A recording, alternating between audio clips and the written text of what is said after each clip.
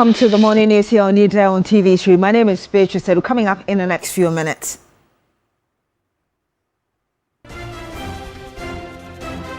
President John Mahama says a solid foundation has been laid for Ghana's economy to take off as he pledges to ensure equitable development and progress across the country.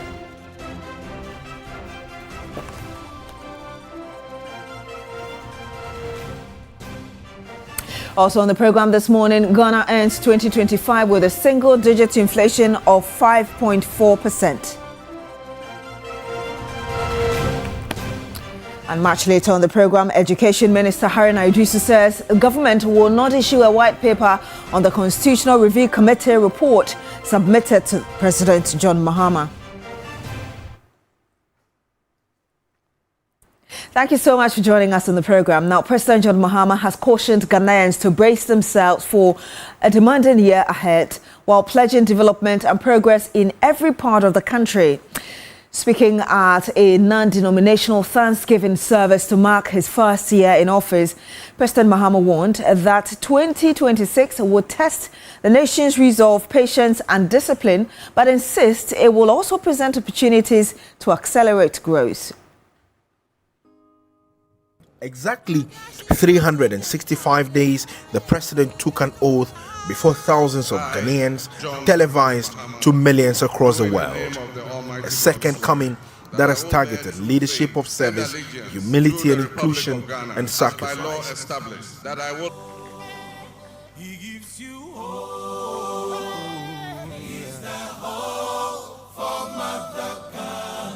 This is the electronic transfer levy repeal bill. With a firm focus on revamping the economy inherited on its knees, John Mahama is clearly targeted in his approach to resetting, rebuilding and refocusing the country that was once a shining star of Africa. Recent ratings have given him an over 60% approval by the populace, but he appears unmoved to be carried away as he posits a much more resolve in growth and development of the country. As we look back on the past year, we do so honestly. We have taken difficult decisions. We have undertaken difficult reforms.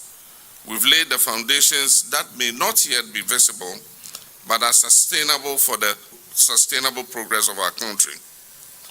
We have prioritized economic stabilization, institutional reform, social protection, and the restoration of confidence, both within our country and in the international community.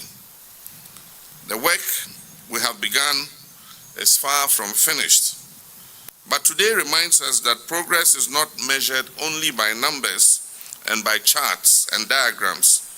It is also measured by hope that is restored, by trust that is rebuilt, and correct direction that is regained. A year on and ticking many of the boxes of targets set for himself, he further wants to go a notch higher, citing economic stabilization, institutional reform, social protection and the restoration of both domestic and international confidence as key priorities over the past 12 months. He reaffirmed his administration's commitment to what he described as ethical leadership, service above self, and governance anchored in integrity, competence, and compassion. We recommit ourselves to listening, especially to the voices of our vulnerable, our youth, and those who feel excluded. And we recommit ourselves to the unity of our nation, knowing that Ghana's strength has always come from our ability to rise above division and work together for the common good. Komla Kluche, TV3 News, Jubilee House, Accra. In some other news, some spare parts dealers at Abosokai have lauded the president's first year in office. Now, while at it, they are also calling for interventions to consolidate the gains made toward business sustainability. The traders appreciated the government's efforts in stabilizing the city and the import market. Last year, nyama okoso yebedi brain nyama okoso nyama na ne boy din bibi te say omo na ade ne angwa the way ne boy pagya okoso no ama time we afi this year December we say nyama kofo mu no me na okoye ma me pa at least mama no be 65%.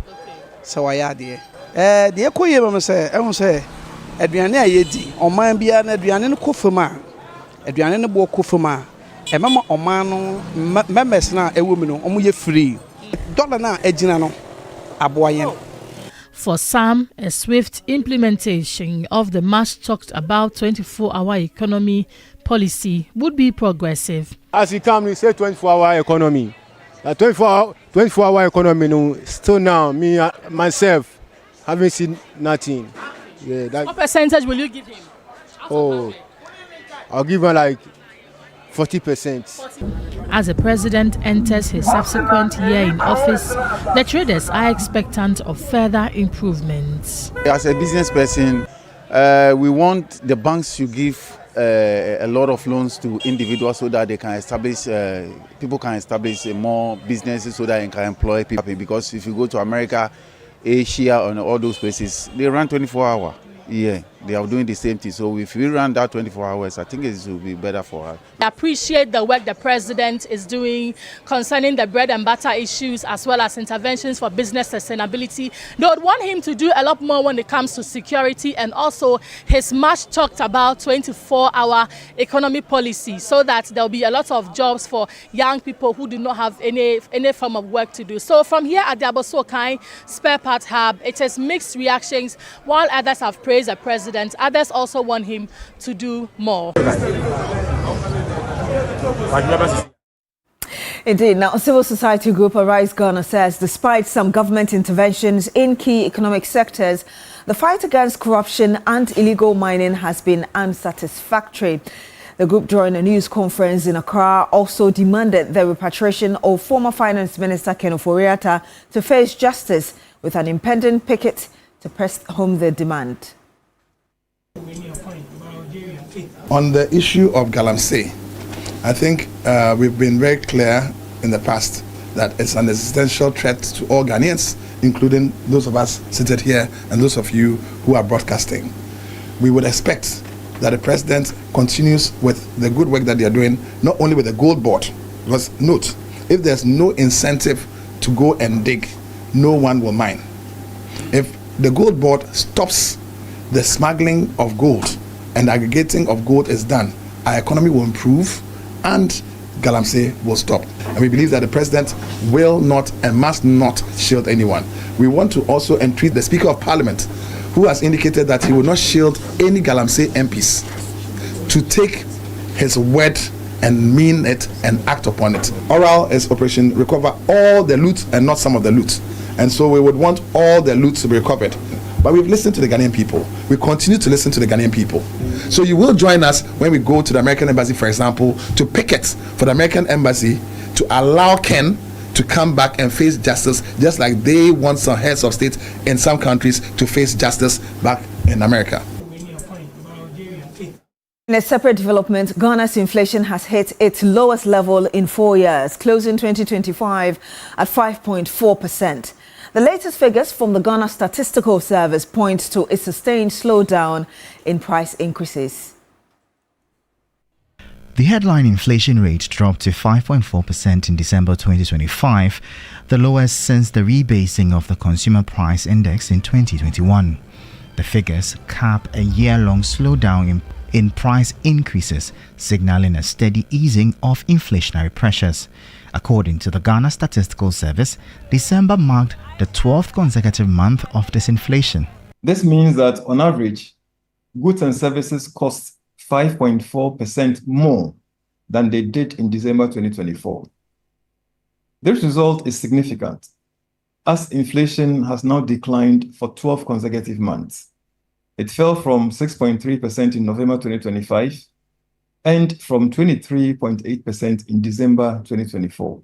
Presenting the figures in Accra, government statistician Dr. Alhassan Idrisu said the consumer price index stood at 261.7 compared with 240.8 a year earlier, underscoring the sustained slowdown in inflation. This represents a 22.9 percentage point decline over the year. This matters because food accounts for about 43% of household spending. Lower food inflation directly eases pressure on household budgets. With inflation easing, attention now turns to how households and businesses will respond to the lower cost environment and whether the trend can be sustained into 2026. To the Eastern region now, where the 5 suspects who assaulted a tutor at Kede Senior High Technical School have been remanded to reappear on the 20th of January 2026. The Ghana Police Service, in collaboration with the Cybersecurity Unit, earlier arrested the 5 suspects. The arrests follow the circulation of a viral video showing a group of individuals believed to be both current and former students of the school assaulting the tutor. The attack was allegedly sparked by the teacher's refusal to allow the suspects to engage in examination malpractice during last year's West African Senior School Certificate Examination, WASI. The Eastern Regional Chairman of the National Association of Graduate Teachers, Nagrat Godwin Awonoyevu, confirmed the arrest and said that they reflect efforts to hold perpetrators of violence against educators accountable under Ghana's laws.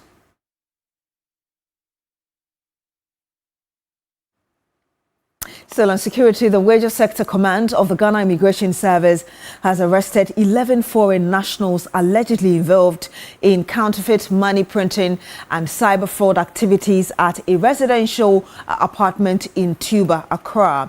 A statement signed by Deputy Commissioner of Immigration Maud Amina Kweku said the suspects were apprehended on 5th of January 2026 during an intelligence-led operation conducted by the Anti-Human Trafficking and Cyber Fraud Task Force Unit of the Wager Sector Command. The suspects are currently in custody as investigations continue.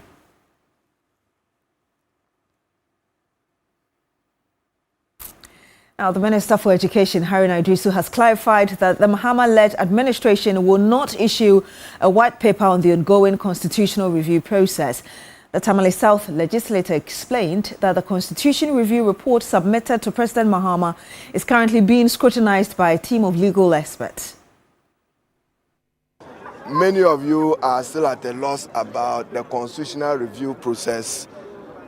2026 will be governance year agenda for President Mahama. Beyond economic stability, he would work to engender growth and transformation. It's important that you, the media, appreciate that the constitutional review process which was set up under the Prempe Committee is not the same as the constitutional review established under Article 278 of the 1992 Constitution by President J.E.A. Mills. So currently, there's a team of crack lawyers who are reviewing the report that was submitted to Excellency John Dramani Mahama. After that scrupulous scrutiny, it will be subject to cabinet, party, political party, and public engagement. And as the President rightly announced yesterday, there will be a constitutional review implementation committee which will walk through the process of entrenched and non-entrenched provisions. So those of you who expected that a white paper will be issued, you got it very, very wrong. This constitutional review led by Prempe and Co. was not established within the true meaning of Article 278 of the Constitution. So no white paper. Now, erected walls for the redevelopment of the defunct Tema Meridian Hotel have been pulled down for the 3rd time by irate youth of Tema. The protesters are demanding that the site be returned to the stool, which they claim holds their ancestral heritage. George Quainin has more in the following report. The Quays have lived close to the iconic Tema Meridian Hotel for more than 20 years. Ethel Quay, who is now 48 years old, virtually knows every story surrounding this landmark. Her grandfather gave her all the essential history there is to know. The new town people have been coming around. I learned that's their deity. And then our grandpa also told us that when they were about to build Meridian Builder, the hotel itself, when they came back, the caterpillar came and they cut the tree. By the time they returned back, it was a full tree. Some of the junkies, they've been bringing the waste from Committee 1 all the way to this place. The hotel, which was commissioned by the first president, Osajifo Dr. Kwame Nkrumah in 1960, is now a pale shadow of itself. It has become a hideout for miscreants and a place of convenience for several households without toilets.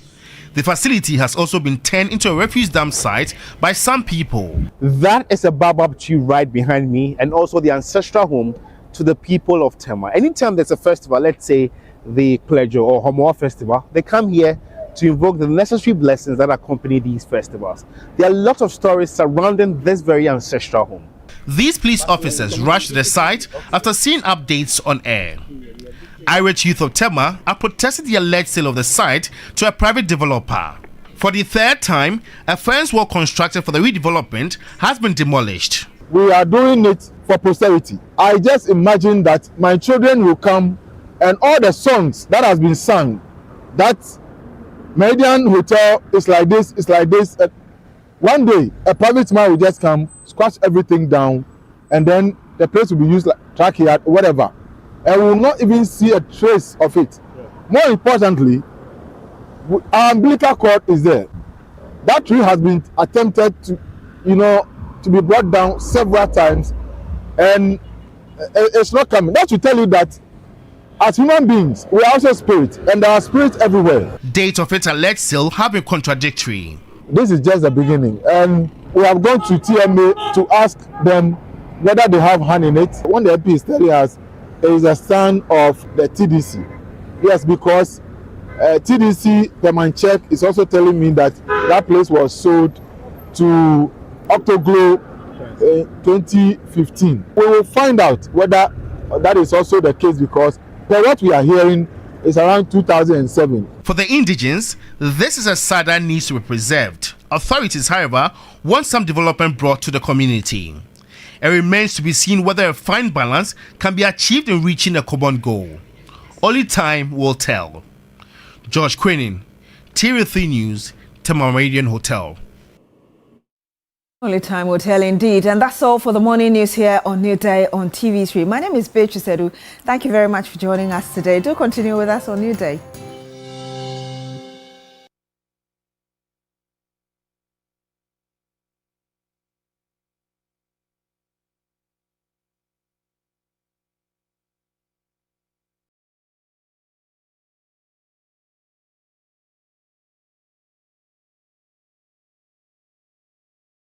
Franco, your #1 shop for unbeatable deals and cutting-edge gadgets.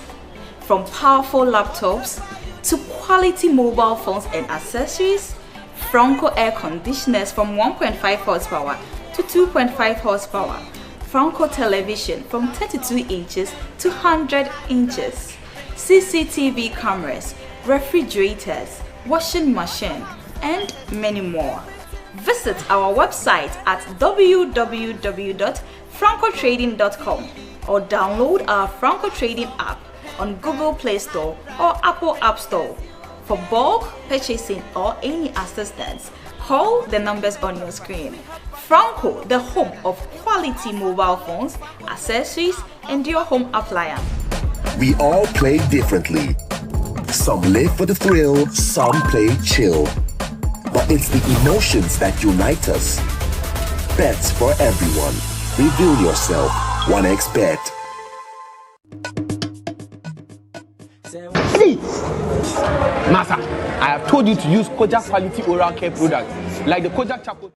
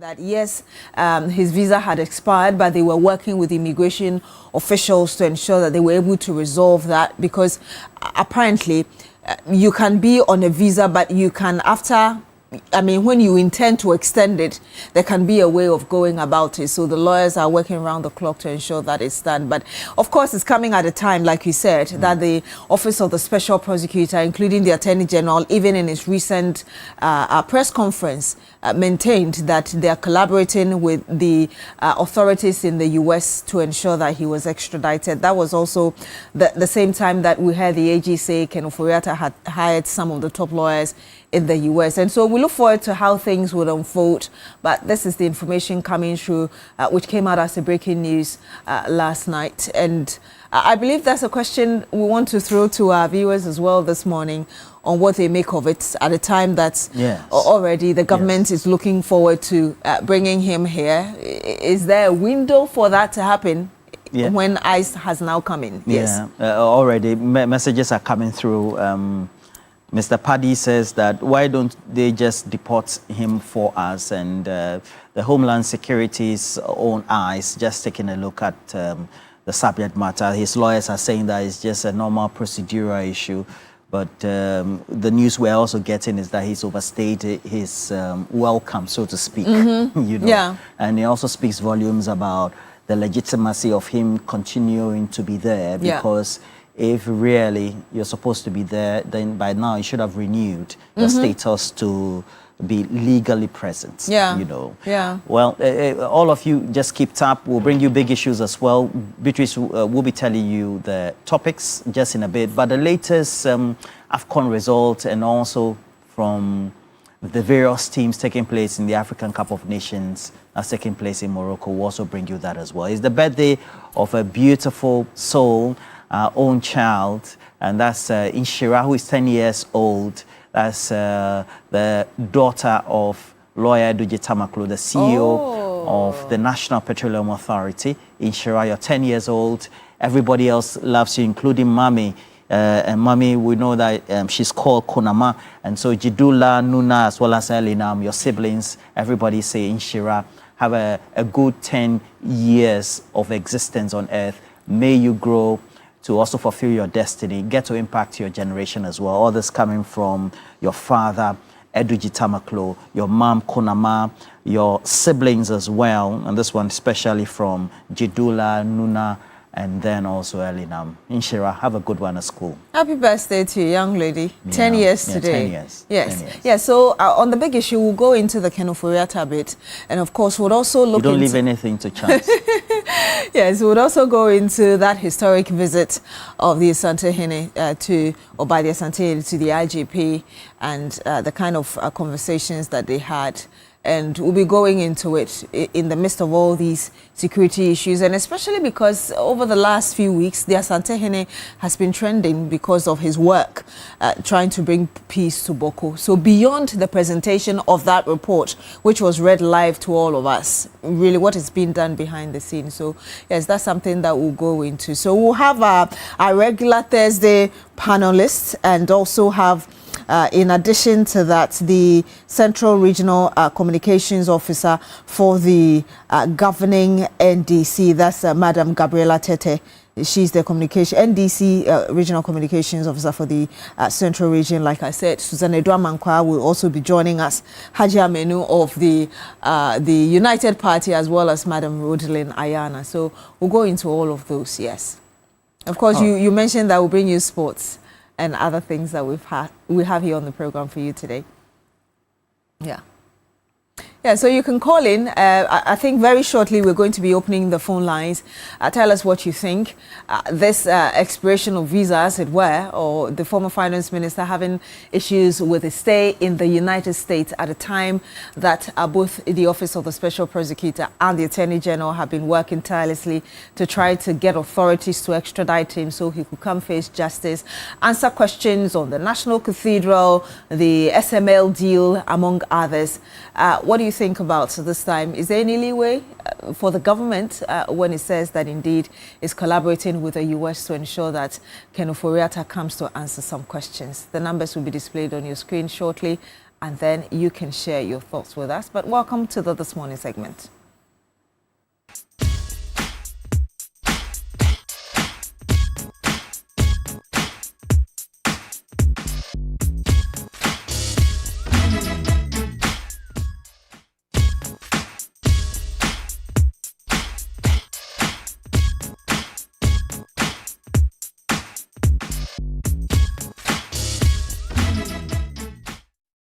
And remember that here on Newday, we are very generous. We are giving you 1,000 cedis, actually 10,000 to 10 individuals. So if you dial *439#, you follow the prompt, you pick your favorite platform. It's always number 2 right here on TV3.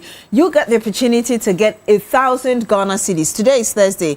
We are almost entering Friday, which means the weekend is about to start. Who wouldn't want an extra 1,000 cedis to top up what they have for the weekend? And so keep playing. Roland will tell you, play more than 40 times and your number will display on the dashboard. So you get the opportunity of getting 1,000 Ghana cedis. So keep playing *439#. You follow the prompt, you pick your favorite platform. If you haven't started playing yet, well, it's an opportunity to start. Play and get 1,000 Ghana cedis, and we're giving 1,000 each to 10 of you. That's 10,000 cedis. So keep playing, and then you get the chance of winning 1,000 Ghana cedis.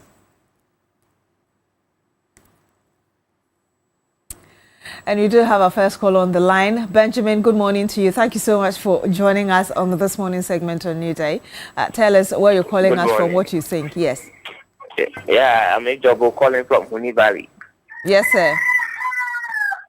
Yeah, my take is that it is in the interest of the NPP to call Kenopoyata to come to Ghana, because as time goes on, Ghanaians wouldn't want a party in which their appointees will travel outside the country in the name of accountability. So for me, this one is not even a Attorney General matter. The NPP must call Oporiata to come to Ghana and render account so that they will be credible going forward. So if Oporiata is not coming, then it means that when they are giving another opportunity to come and serve the country, this is what they will be doing. So the NPP must advise Oporiata to come. It's not even Attorney General. If he comes, fine. But we are praying that the Attorney General will work very hard to make sure that the man comes. You are only coming to face trial. It doesn't mean that you go to jail. Just come and render account. That is all that Ghanaians are asking for. And this is not witch hunting. It is normal. You have served the country. The people of the country feel that certain things went wrong. So come and then explain yourself. This is all that we are saying. But I will say that the NPP must talk to the man. Baumia and Co. Ken Japan and Co. They should call the man to come so that their party will be credible going forward. If this is what is happening, then it means that anytime they come to power, this is what they will be doing after they leave office. So this is my take. The NPP must make sure that Ken Opoyata comes back to the country to render accounts to the people of Ghana. Thank you. Thank you so much for calling us from Huni Valley and sharing those thoughts with us. John also joins us on the line. Good morning to you, John. I hope you're well today. Thank you very much for joining us on the program. Tell us where you're calling us from. I'm calling from Tema. Good morning, and how are you all doing? Good morning. Very well, thank you. How are you as well? Happy New Year. Many happy returns. Tell us, what do you think of what we're discussing today? Yeah, I heard of Ken Opoyata's issue. Hello, can you hear me? Yes, we can. Please go ahead. Okay, so I wanted to add my voice to it. What Ken Opoyata and the NPP government need to know is that the country is not for them. The country is not for NPP, neither any individual. And for that matter, if they have come and they have not lived their life well, they've not, they've mismanaged our resources, and they're out of power, and they are calling them back. There are things that has gone wrong, things have been mismanaged, and they are calling them back to come and answer questions. They should not be hiding. I mean, what Ken is doing is, I mean, you will be called a fugitive. You have run away from your own country. And you say you are going to treat yourself, you are sick, you are going to treat yourself. And for us now, you have not finished treating yourself. Over the United States. Is that where you were born and bred? Your people, where you came to, you say you want to serve them. They said you have looted our resources. Come and answer to it, whether it is true or not. You just need to calm down. Why are you keeping yourself about it? Why are you running away from your own country that you pretended that you want to serve? And it's not good for them. I heard the first caller saying that if you have another account, the party will be credible. And so now, if they are doing this, nobody will look up to the party again. They should know that what they are doing, their party will be in opposition probably forever. Good morning. Thank you. Good morning. Thank you very much as well. John calling us from Tema and sharing those thoughts with us. Roland, I'm just wondering, whilst we wait for the next caller, whether you've got any messages coming through so far. Well, so I have a couple of messages so far, and this one is coming from Randa Shao. Okay, so Randa Shao says that running away from your people, look at what has happened to you, Charlie. All right. So, and then we also have other comments as well. This one is coming from Oseboating, who says that clearly Ken Ofori-Atta is being haunted by the government of Ghana. I will not be surprised if the government told ICE, that is the Homeland Security Department of the United States of America, to go and pursue him because of his immigration status. Just look at what they are doing to a very reputable man. Anyway, we'll see how it goes. Just give time some time.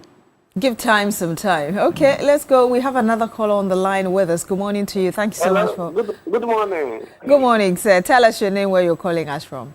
My name is Musa Seydou, calling from Upper West, precisely Hamele. Yes, sir. Musa, thank you so much. How is Hamele this morning? Oh, Hamele is quite okay. I want to use this opportunity to greet my honorable member of parliament, Professor Tatis Bayu, for its remarkable work he has been doing for the district. May Allah increase his manners. So I want to tell the NPP that they should do whatever they can to bring Ken to Ghana. If not, the doom has already spelled on them from the 2024, and more doom is coming from them 2028 if Ken refuses to come. They are 38 will now become 28. So they should do well and bring him. If not, we can look. The issue is that why are you running from your home country? If you think that you have done well, you let your bonfire home country and you are running to somebody to stay there. At least come home. His attitude has shown that really he has committed a crime. So if you come, you know that your hands are clean. Come and account and go back and stay wherever you want to stay. We don't care. But trying to use money for your money and lawyers to prevent you coming to Ghana, it's nothing but it's a shame. Even what he's doing is even a shame to this in his party. But, well, for them, it seems they don't know what they call shame. Thank you. Thank you very much for calling us from Hamle and for sharing those thoughts with us. Alhaji, good morning to you. Thank you as well for joining us. I hope you're well today. Beatrice, how are you? Very well, thank you, Alhaji. How are you doing this morning yourself? Oh, good.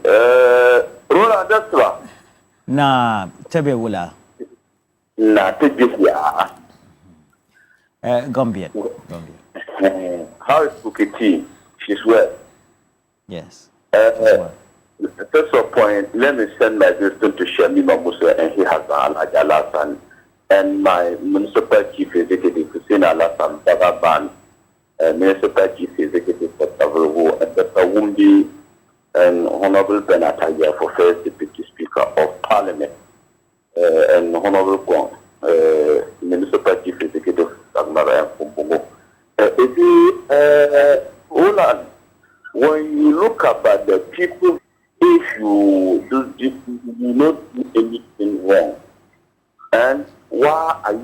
work for accountability. Just come to account to the people of Ghana. But today, they arrest you. We will bring you in this country and prosecute you. After the prosecuting, we will put you in jail. Is it the thing and we talk about? If we appointed you as a finance minister, and you know your uncle is a president, and you loot our country money. When you talk about our country money, and you run away for accountability. Yesterday, when we go to TV3 big the news, I had to, because people are asking about the thing of Porata. Even your friend, lawyer Martin Kebu, he said, to see how we will prosecute Porata. So each and any person who doing for work in this country, we need to prosecute that person. But do you know something, Roland? I don't know why we did not talk about the Madame Cecilia Abinadapa and others. Why are we not talking about them again? Because they also loot our country. So each and any person loot the country money. We need to do serious investigation and prosecute these people and put them into jail. We shouldn't let the Ghanaians lose trust in us. Because of that, and people is calling about the removal of the special prosecutor. I think a special prosecutor, some place will give him credit for what he did for us, but some places will say he did not done well because he left Kono Forata to go away outside for this country. May God bless our homeland Ghana and make our nation great and strong. Thank you very much. Thank you very much, Alhaji, for calling in and for sharing those. Well, we have a couple of messages. This one is coming from Michael Asari. Michael Asari of Accra says that Paparo, has Ken Oforiatta been removed from the red notice alert on Interpol? I just want to ask, if no, what are they waiting for? I thought the excuse they gave was that he was hospitalized and was undergoing treatment. Did the immigration service in the U.S. not know he was undergoing treatment before they arrested him? Food for thought. This is time for Kisi Ajabing, the special prosecutor, to prove to Ghanaians that his office is competent and credible and not a lame duck. Michael Asari, those are very strong words there. We have more callers. Yes, we do. But let me read this quickly from Simon Yen. He says, good morning, Beatrice and Roland. Ken Oforiatta overstaying his visa and being detained should not surprise anybody. He thinks the U.S. is Ghana, where he could toy with everybody. In the same cooperative spirit, in the extradition of individuals for trial, I expect the U.S. government to reciprocate the extradition of Ken Oforiatta to answer for the alleged crimes he committed. Beatrice, please remind Apenyo Markin that his September 2024 deadline for Oforiatta's return has passed. Simon Yen sending us a message from Wa. Thank you so much. We do have another caller, Mr. Seido, on the line. Good morning to you, sir. Thank you so much for calling us. I believe you're calling us right here from Accra. Alhaji Sidi Santana. Yes, sir. I hope you're well. Yes. First of all, I'm saying good morning to Alhaji Yaukondo. And then my MP minister. What is surprising me is 85 MPs are complaining about Oforiatta. That the work that is doing is not feasible at all. So they want Nana Akufo-Addo to remove King Oforiatta, and then he refused. That is trying. The work is good. What he's doing is good. But why now that we want him to come and make accountability, then he doesn't want to come? Why? If you know that what you are doing is good, then you have to come and explain to Ghanaians, this is how I did my work. But up to now, more than a year now, today and yesterday is 1 year. But why up to now, we didn't see it. So they have to do what to do and bring, Oforiatta Ghana here for him to come and make accountability And then Mama was going around and doing that, saying that when I come, things will go easy for us. And then really things have go move easily to us. So the only thing that we needed now in Ghana here is Kino Foriata to come back and make the accountability for we the Ghanaians. Thank you, TV3. You are doing well. Thank you. Thank you so much, Alhaji Seidu, calling us from Accra. We do have another caller on the line. Good morning to you. Thank you so much for joining us on the This Morning segment on New Day on TV3. Tell us your name. Good morning. Good morning, sir. I'm calling from Nando. Okay, Nando. I'm calling from Nando. My name is Rashid, Deputy Communication of NDC, Nando constituency. Yes, I am sympathizing with King Oforiata simply because if somebody calls you a thief and you are never a thief, and the police want you to come and help them in investigation, it is very simple. Go and clear yourself. Yes, you call me a thief, or you have charges on me. Clear yourself by explaining to them. Yes, I have never stolen anything. A, B, C, D. If the law says you have not committed a crime, then you go back to wherever you are. There's no need running, hiding. When hiding means you have really committed the crime. So if I were to be Oforiata, I would like to come to Nando, like to come to Ghana, and then ensure that I clear my own myself, and I am free to go. So, left on me, Oforiata should come to Ghana and answer questions. And when his hands are clean, Ghanaians will know that he is clean. And he goes his way. I think that's the summation I have.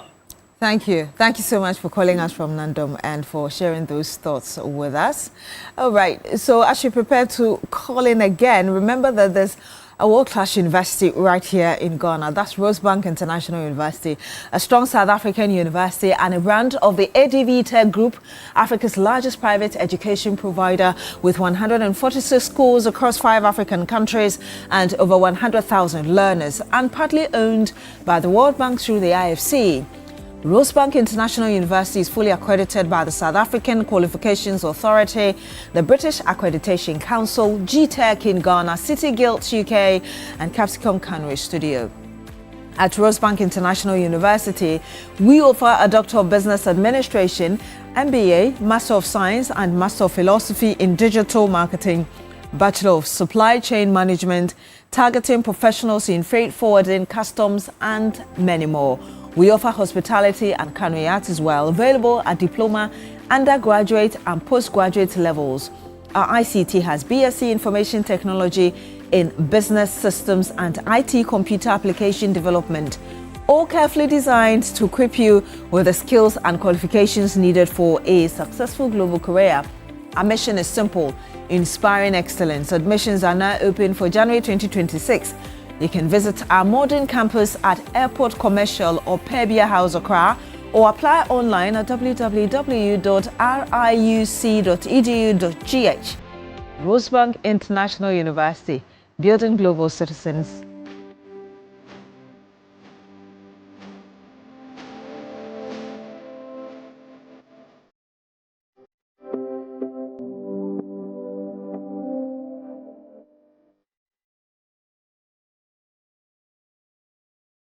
And again, before we go for more comments, it's the birthday of Inshira, and Inshira is the daughter of lawyer Duji Tamakula as well as the wife Konama, and they are celebrating 10 years of existence of Inshira, and they are saying that the whole family is not only behind you. God bless you. May you just not only expand your territory, but also be blessed beyond your generation and impact this generation as well. So from Nuna, Elikplim or Elinam as well as Jidula, everybody else saying that they love you, Inshira. This one is coming from Sheikh Abubakar Napar. Good morning to you, the president founder of the Light Foundation, one of the best NGOs around, making sure they impact lives, and saying that as a country we need to make sure that we do good by ourselves. And good morning to you and your team.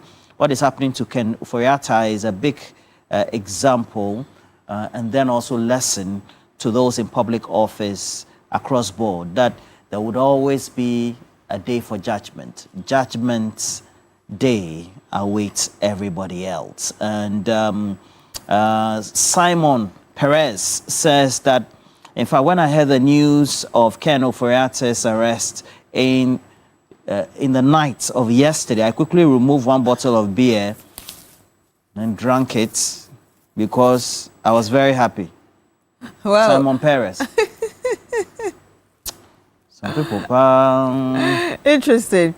Let me just read this as well. Aziz Donla, Ken Ofori-Atta and the MPP have shot themselves in the foot because accountability is part of our 1992 law books and no one is above the law. Aziz Donla, wow. We do have another call on the line. Good morning to you. Thank you so much for joining us. Tell us your name, where you're calling us from.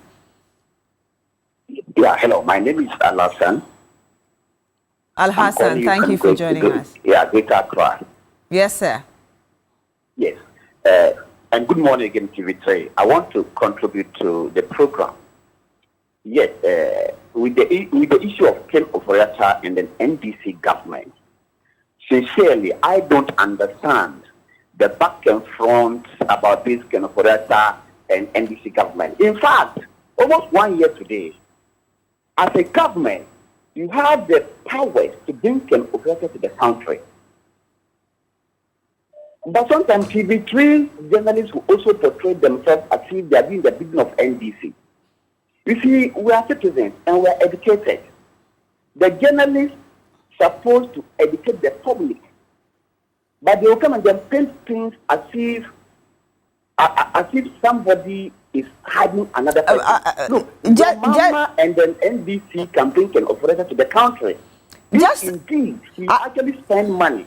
He actually squandered Ghana money. They have the powers to bring him back and then put him behind bars.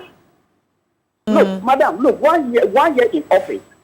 Look, the promises they promise the good people of Ghana, they are not able to fulfill them. The big push, what is the big push? Women Bank, where is the Women Bank?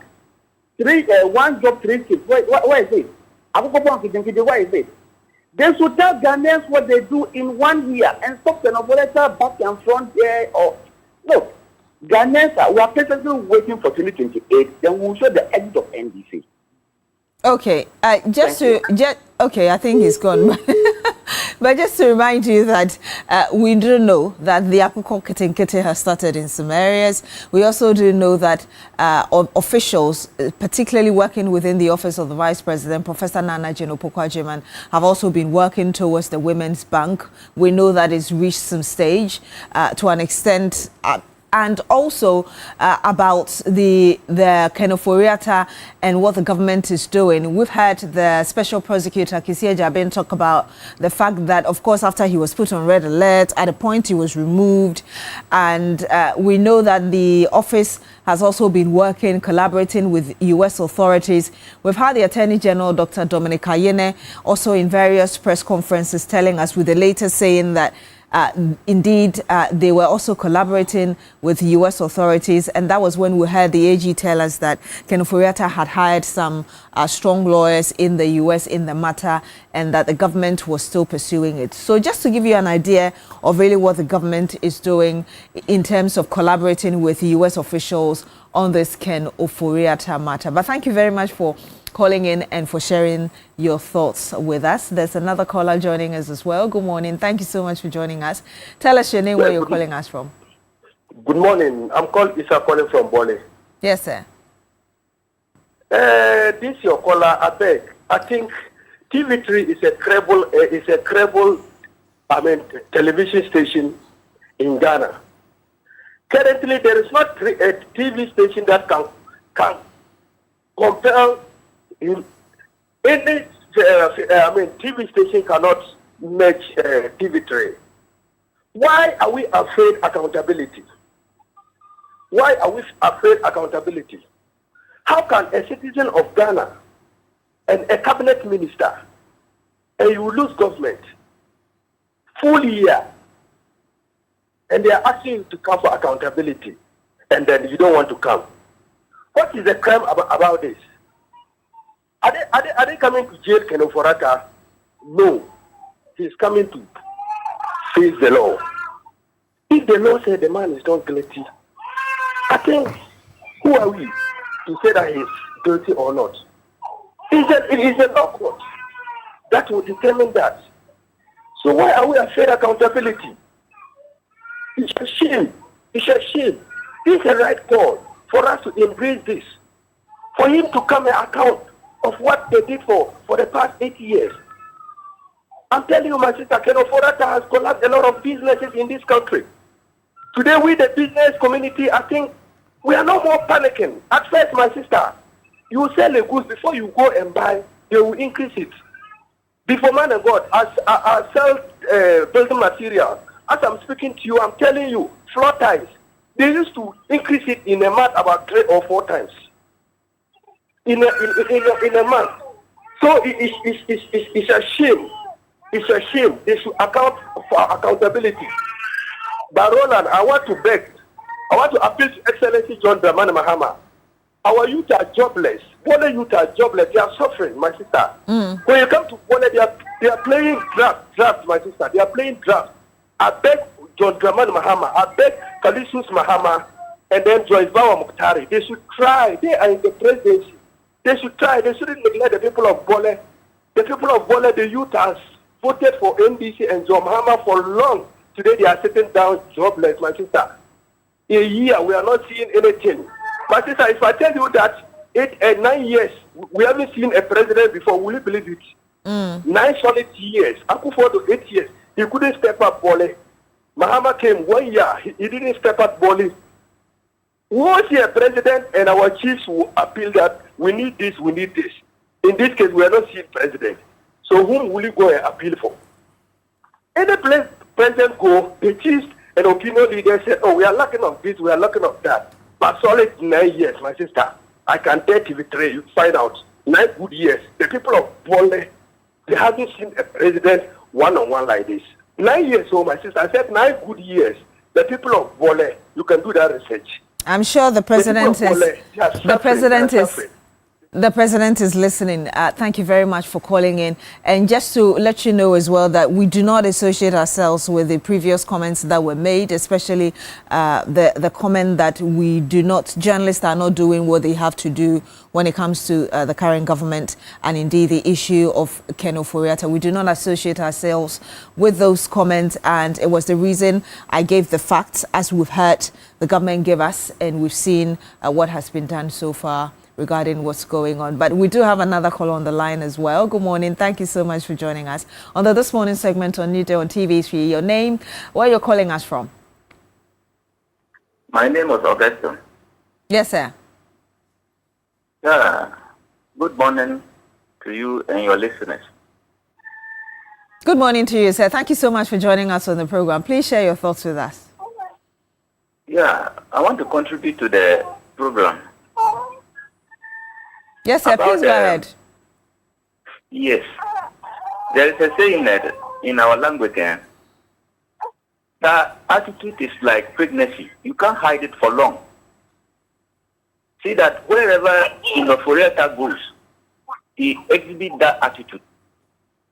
And that is how he has been exhibited the same attitude at where he is now. So we thank God that his attitude has been exposed by everybody to see. All that we are praying is that they should bring us to this country so that we also deal with him, what he has done for us. Thank you so much. Thank you so much as well for calling in and for sharing those thoughts with us. Are there more messages, Roland? Yeah, so we have a couple of messages. We'll just quickly run through them. This one is coming from Justice Boating. Justice Boating says that Ken Oforata can run, but he can't hide in this global village. He will surely come and face the law. Justice Boating. And thank you for your message. And Perez says that he's still happy. Perez, after drinking the beer, you're still happy. Mejina Kwesi from Sunyayin says that, I believe in Mr. Trump. He has directed ICE to arrest him for deportation to Ghana. This should serve as a lesson to the current appointees in government in Ghana. If they fail to do the right thing, they may face similar consequences. Thank you, TV3. See, he is the only person facing the prosecution, not handling the nation's resources properly. So let all appointees know that if they too do not manage things correctly, then the state shall look for them this way. Mo Ajima is watching us from Germany. Good morning to you, Mo. How long can you run? No matter how you run, you cannot hide.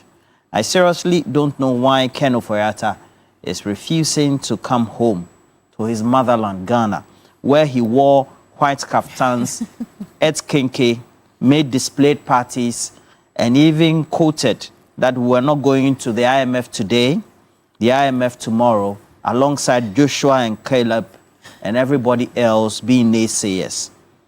If he knows he's truly innocent, let him return to Ghana.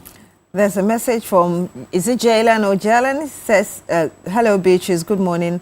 I want to wish you a happy new year. Okay, I didn't get the rest of the message. Did you know that today was Dr. Rashid Tanko Computer's birthday? There's a Rashid message. Tanko, today is his birthday. Yes, there's Happy a message coming in you from... share the birthday with a lot of people. Yes, Aziz Dola. Including Inshira. Yes, Aziz. Close daughter, yes, alongside Konama. Yes, Aziz Dola, wishing him all the best on this special birthday. Happy birthday to you, sir. Yes. Well, I think we do have one more caller joining us. Good morning. Thank you so much for joining us on the phone. Tell us your name, where you're calling us from.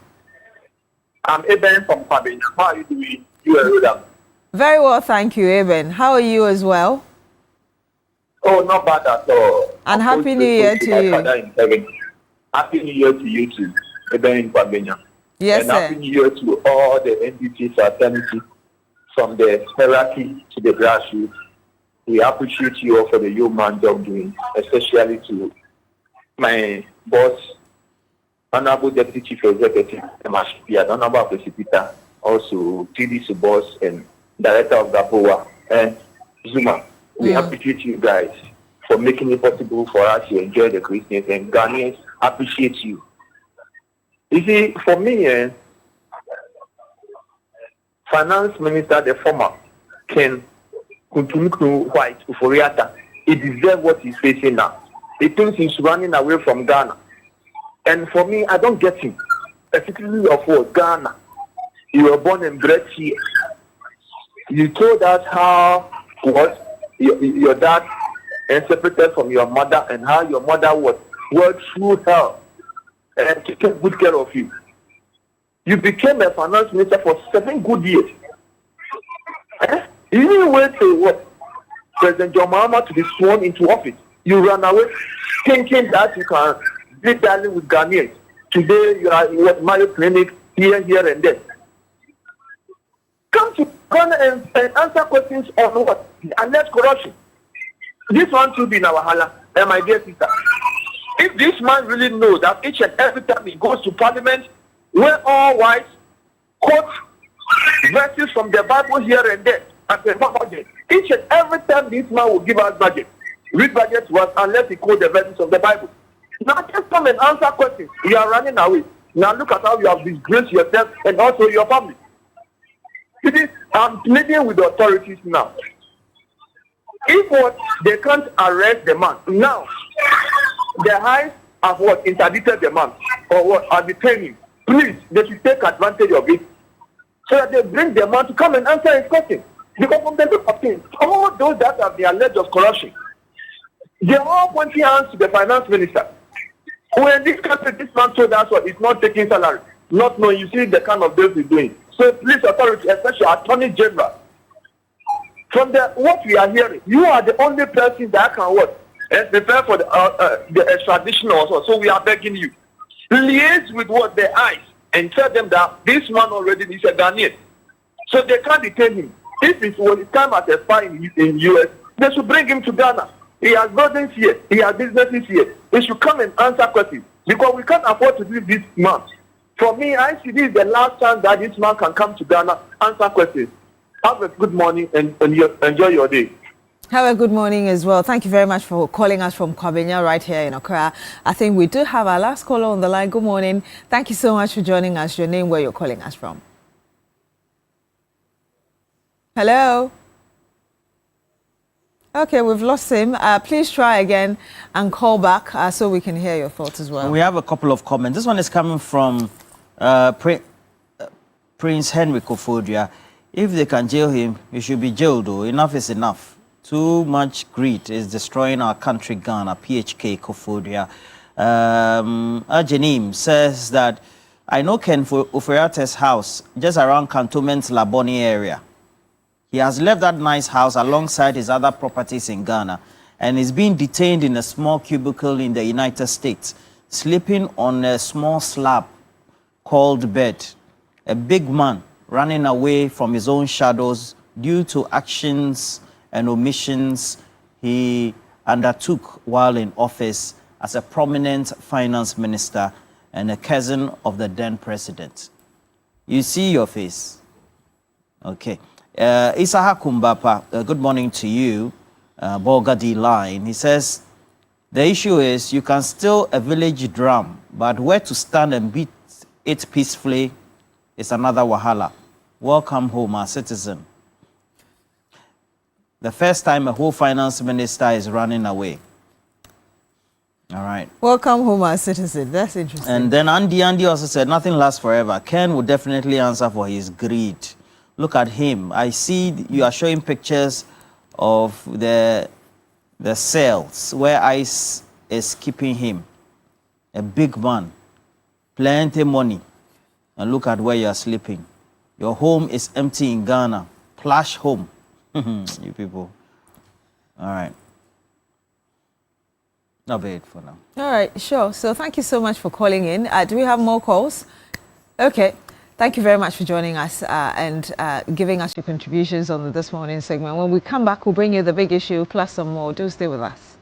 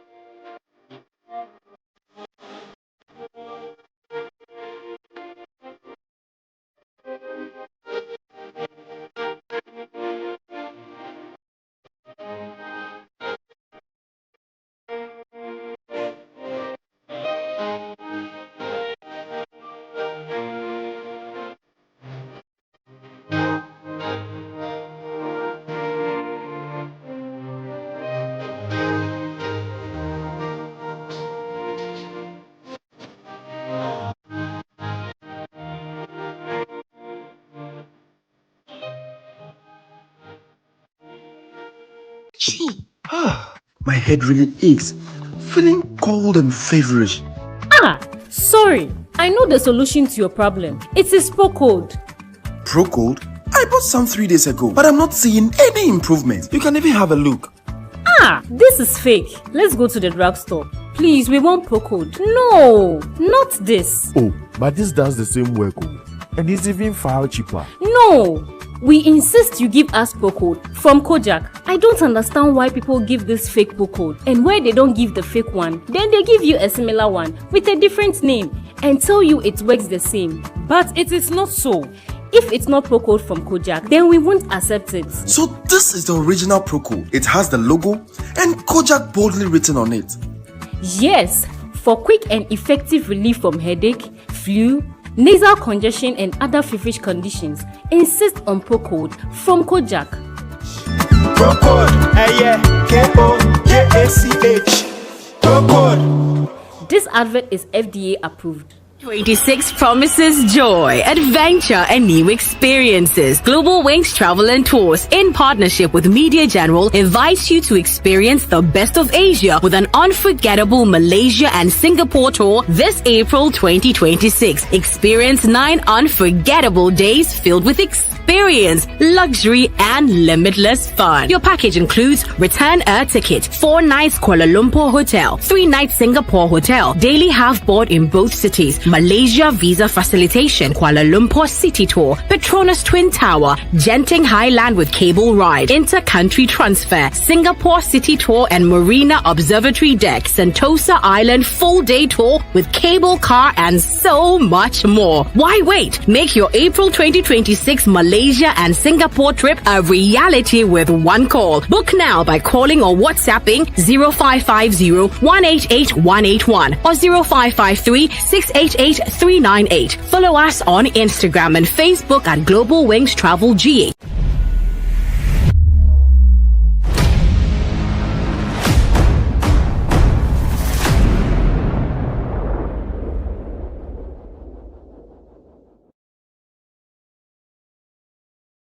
When the sun rises, there is hope. While this hope lingers on, the citizens look up to the government, the economy, the national development agenda, and everything in between. On Ghana Tonight, it's our utmost priority to bring you insightful conversations on the economy, break down the biggest issues while setting the agenda for transformation and national development. The big and important stories are treated from the human interest angle, while the facts and the figures are painted with precision. So now, let's cut the convention and start the conversation here on Ghana Tonight. I am your host, Alfred Okamse. Ghana Tonight shows Monday to Friday at 10 p.m. on TV3. Brought to you by Flamingo Paint. Superior durability, superior hiding, superior coverage, simply superior. Kel Charcoal Toothpaste. This is Key Points, the #1 award-winning television news analysis program, providing an enlightened analysis of the key issues facing us as a country. The key points of the stories that matter with the people who matter.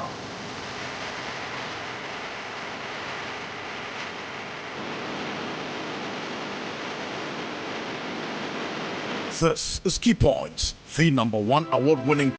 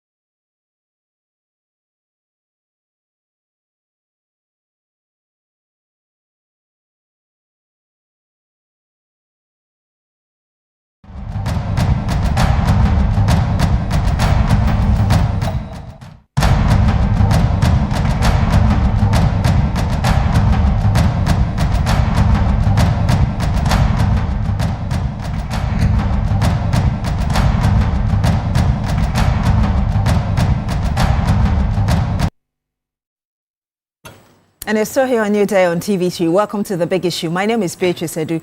This morning, we'll be going into that breaking news that came out last night about the U.S. Immigration and Customs Enforcement, that office detaining the former Finance Minister, Ken Ofori-Atta. You do know that he's been in that country since January last year, and the country has been trying to extradite him back to the country to face some or answer questions really on a number of issues, the SML deal, National Cathedral, among others. We've already heard the Office of the Special Prosecutor telling us that that office has been collaborating with U.S. authorities to try to bring Ken Ofori-Atta back to Ghana.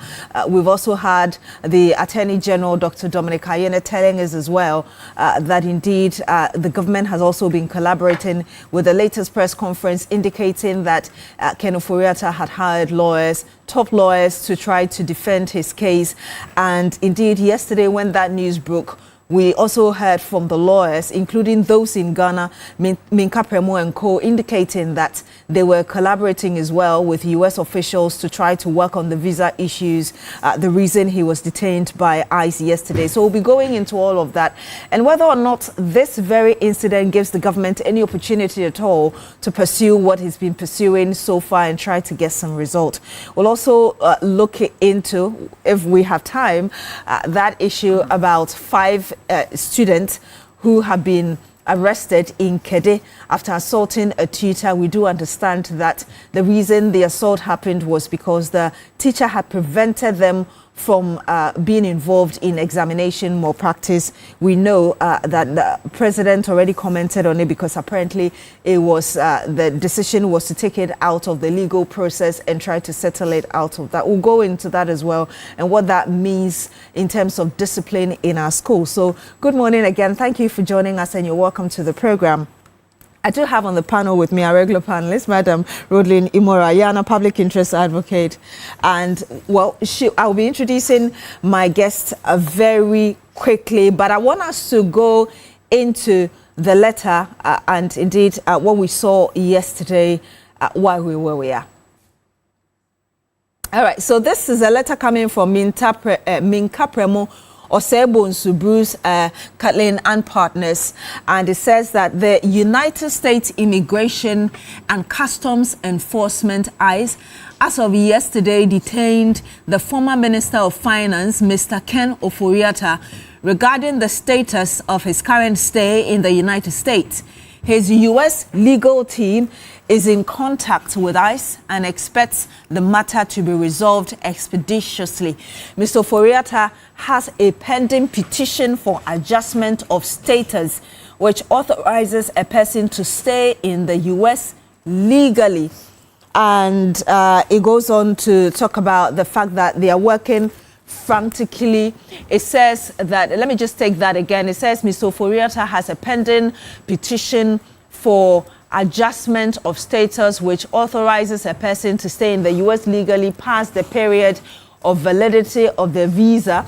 Under U.S. law, a change of status by this method is common. The public is therefore advised to note that Mr. Ken Ofori-Atta, as a law-abiding person, is fully cooperating with ICE to have this issue resolved. Signed by Justice Kusi Minka Premo Esquire, and this was issued, as you can see, on that date, the 7th of January. That was just yesterday, 2026, and it was later in that part of the day that breaking news came out that indeed he had been detained by ICE, as in the former Finance Minister Ken Ofori-Atta. Yes, like I did tell you, I do have on the panel with me our regular panelist, Madam Rodelyn Imora-Yana, public interest advocate. Good morning to you, ma'am. Thank you for joining us. Happy New Year to you. The same to you. We also do have as well with us Madam Gabriela Gisela Tete, Central Regional Communications Officer of the governing NDC. Good morning. Thank you for joining us. It's great to see you this New Year. Good to see you, but you've added another name to my name. Oh, I have. Gabriela Gisela. Gisela is Gisela and Gabriela is Gabriela. All right. So Gabriela Tete, thank you very much for joining us. That's Gisela's best friend. Okay.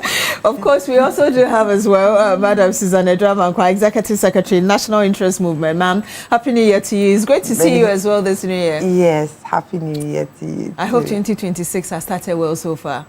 Just 8 days into it. And we pray that it will be better than 2025. Okay, great. You're welcome again. And of course, Madam Hajia Gloria Menu, National Women's Organizer, United Party. It's great to have you as well this New Year. Happy New Year. Welcome. Morning. Thank you. Happy New Year. Yes, and let me say that we'll be joined by video call very shortly by private legal practitioner lawyer Martin Pigbu, who will give us an understanding of really what's going on. That letter I read to you and what the lawyers are saying, whether or not really these petitions, as it were, or information put in that letter is possible, within which time frame, and whether or not what is happening really legally might give the government any chance, a better chance at extraditing Ken Ofori-Atta back to the country. But let me get the preliminary thoughts, really, of my panel members here. Perhaps I should start with you, Madam Gabriela Tete.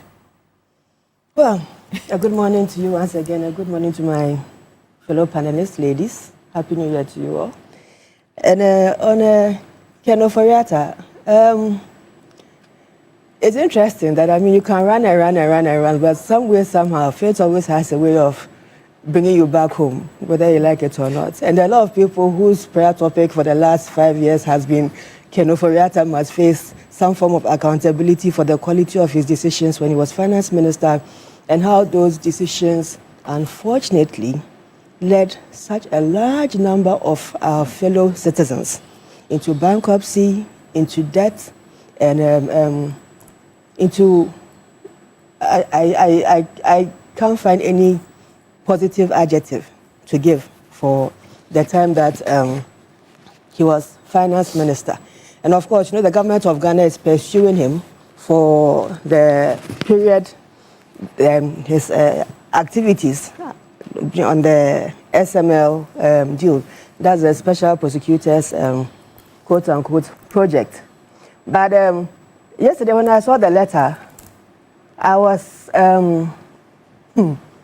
asking myself, okay, let's get some few facts, some few ducks in a row.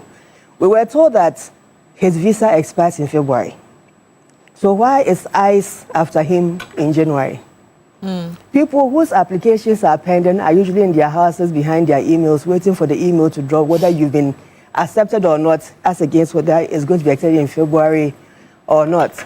So I want to tell the people of Ghana that, yes, ICE has him. He's in a former jail facility, which is currently being used by ICE.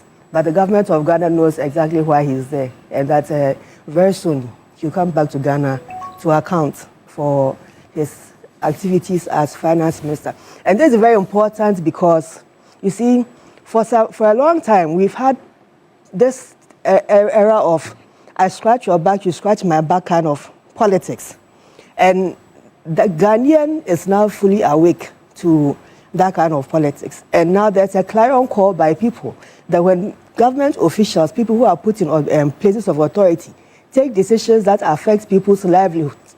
And in the case of Ken Ofori-Atta, especially, I've made mention to you, where there are decisions to decide to go and print money, to go on the DDEP program, to go and, I mean, there are countless people whose stories we were listening to for over a period of 2 years, consistently giving us heartbreaking stories about how the economy was treating them. And people who should have known better, people who were put in the helm of authority, who should have planned properly for us as citizens and taken our welfare into consideration, were taking decisions that were killing us. And so there are a lot of people who are actually very excited to see this notice up that he's finally in some detention somewhere, very, very soon he'll be coming back home. ICE is not an agency where, in fact, to be very honest with you, it's one of the most ruthless agencies currently of the U.S. Homeland security apparatus, and they don't play about when you are coming, when they are moving out. I mean, they are breaking families apart.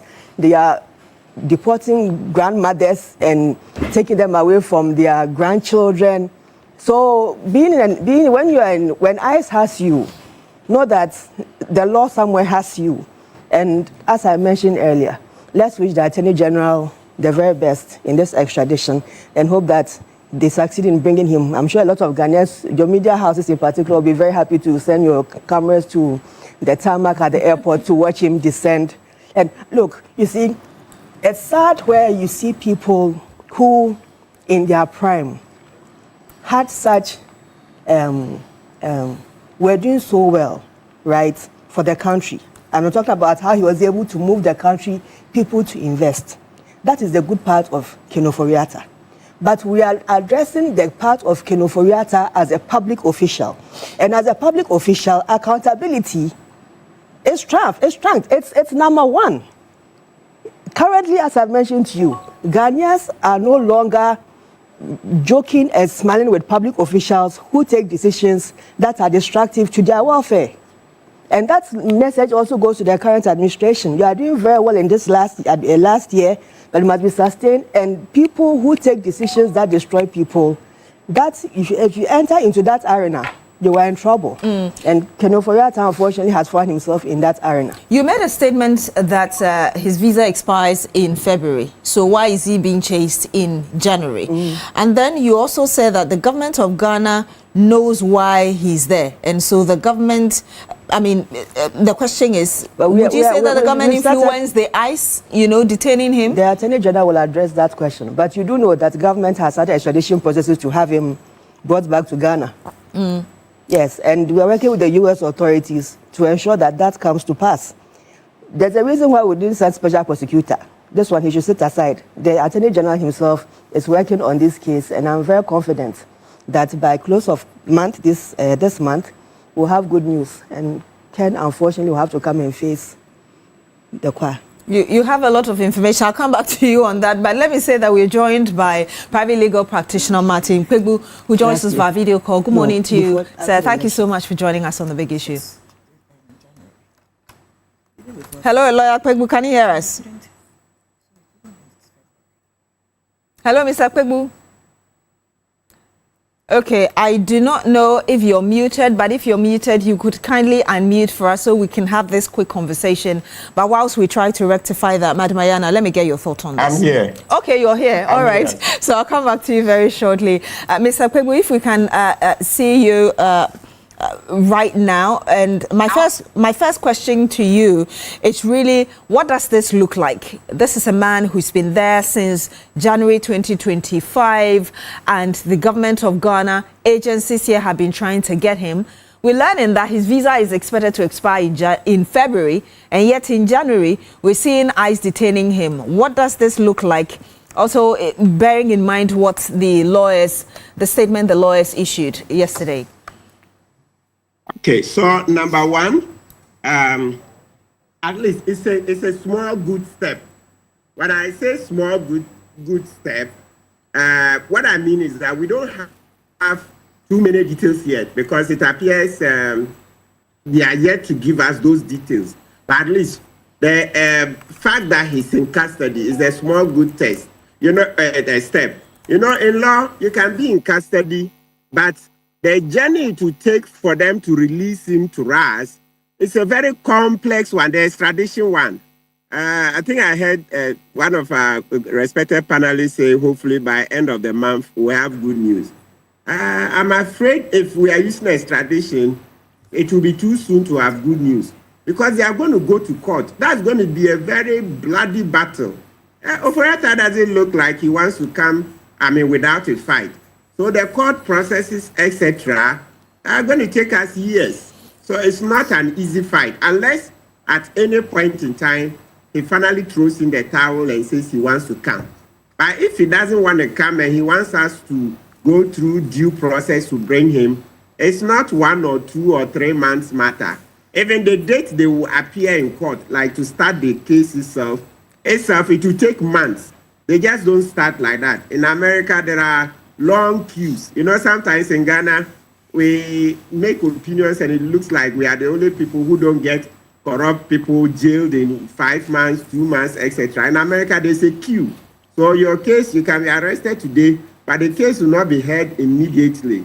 It will take years, yes. So they also have issues. So let's wait and see. Eventually, we'll get the timelines as to when the court proceedings will start. Then my second point is that the matter about the visa. So it would appear that the visa is expired, because you see in the letter, they say that he has applied to adjust his stay. The plain meaning of it is that he wants to be a permanent resident. You know, I mentioned it at least about 2 months ago, that I had information that he had applied to be a permanent resident, right? So there you have it. So people of Ghana, what I was saying, it wasn't a lie. Now you have his lawyers admit that he has applied to adjust his stay. That word, or that the phrase, adjust his stay, is an euphemism for saying he wants to be a permanent resident. That's usually the status you'll be given, and then after years, generally it's 5 years before you become a citizen. So you become a permanent resident, and then usually it takes about 5 years before you become a citizen. So that's the journey. So you have it. When I said Oforiatta is applied. Hello, Mr. Pegbu. Sources. No, if I disclose all my source, yes. Can you hear me? Yes, your line broke a little bit, but we can hear you now. Please go ahead. So I was saying at the time I disclosed that Oforiatta had applied for permanent residence, some Ghanaians were asking for my source. And I said, no, I couldn't disclose the source, because if I did, then very soon all my sources would dry. Because if somebody gives you information in confidence and you come on the media and start disclosing everything, then very soon people will not take me into confidence. So here you have it. The lawyers have admitted that he is applying to stay in America. Now, so it tells you that the visa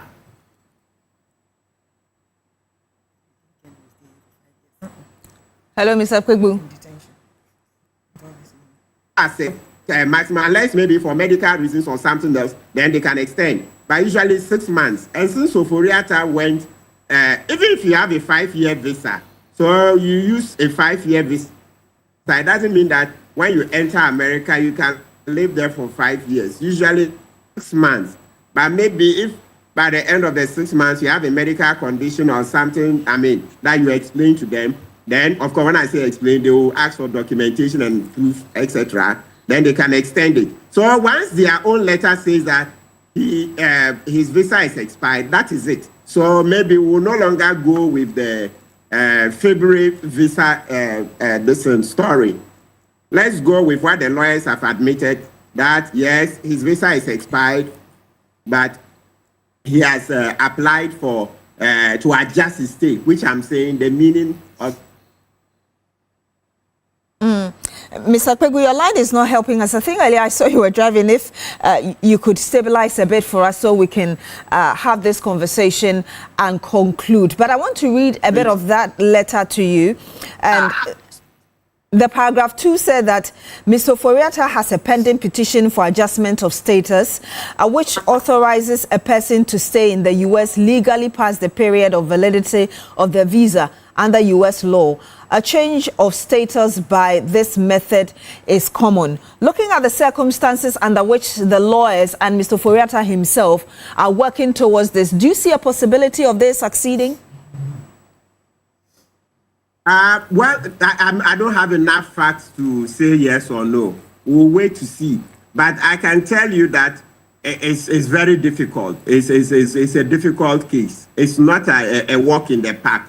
It's not a walk in the park at all. Because remember, we have applied to have him extradited. So now that ICE have arrested him, it means that presumably he's been arrested so that we'll now go on with the extradition proceedings.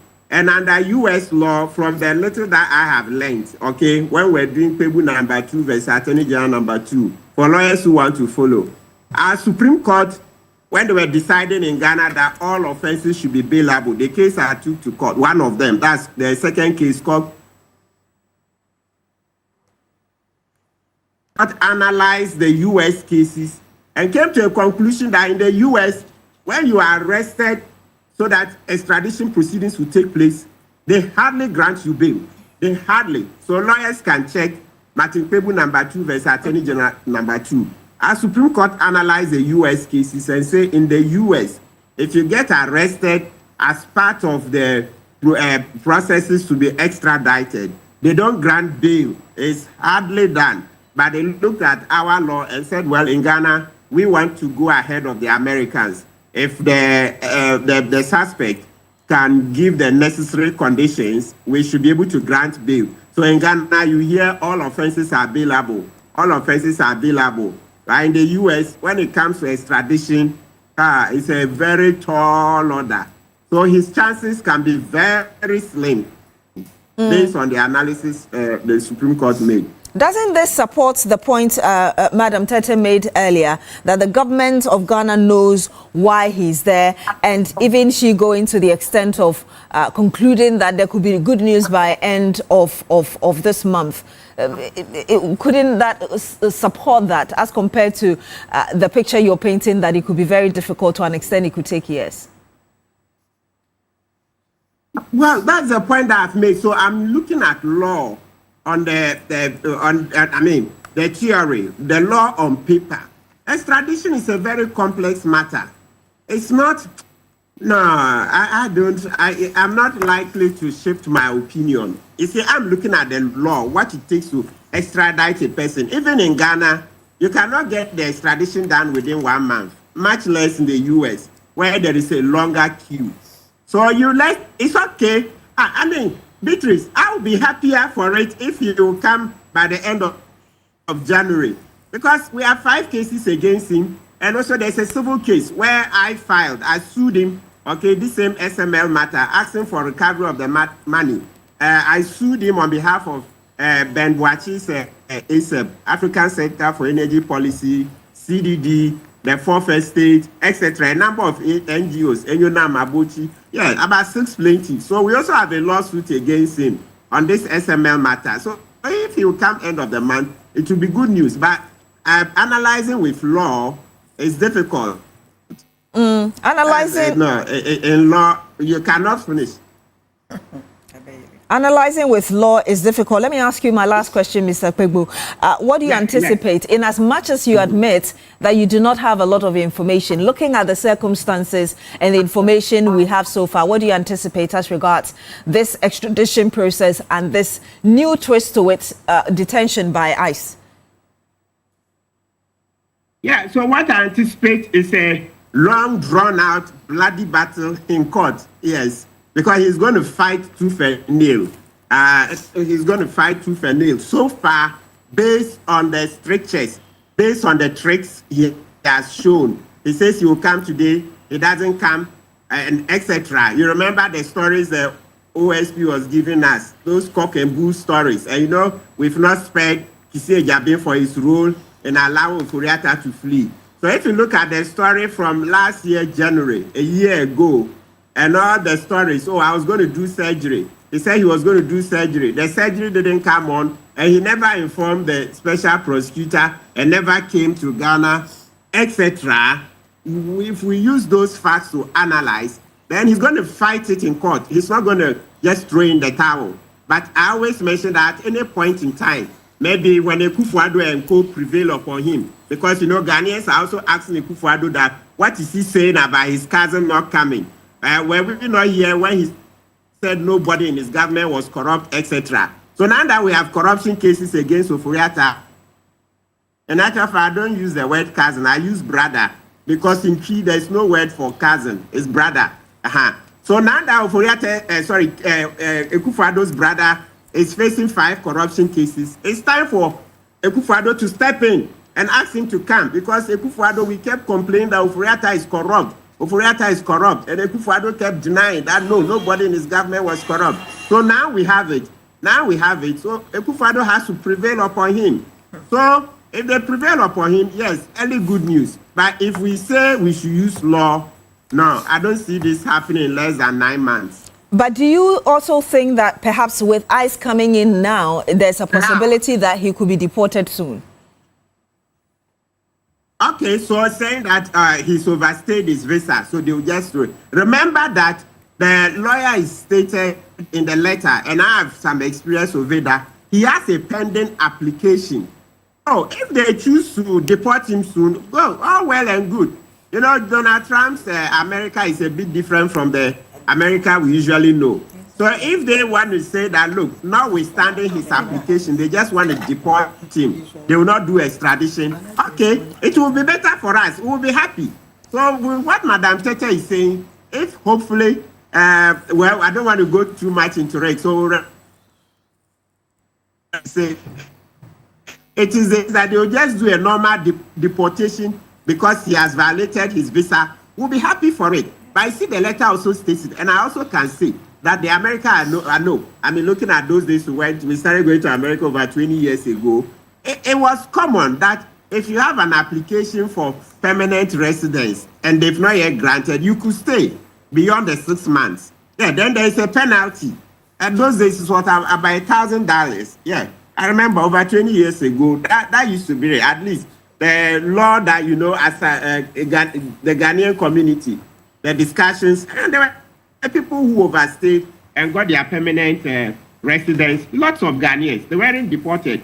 But remember, I'm not a lawyer or a U.S. lawyer. I'm just a Ghanaian visiting America. So if Madam Tete's information is that we'll have good news, we should pray. But if we are analyzing hard law, it can be longer. I think we can leave it at that. And perhaps my very last question, you've answered it partially though, but that is in relation to ordinary Ghanaians who overstayed their visas and still got the opportunity to have permanent residency. In the case of Ken Ofori-Atta, I heard you say that it may be difficult.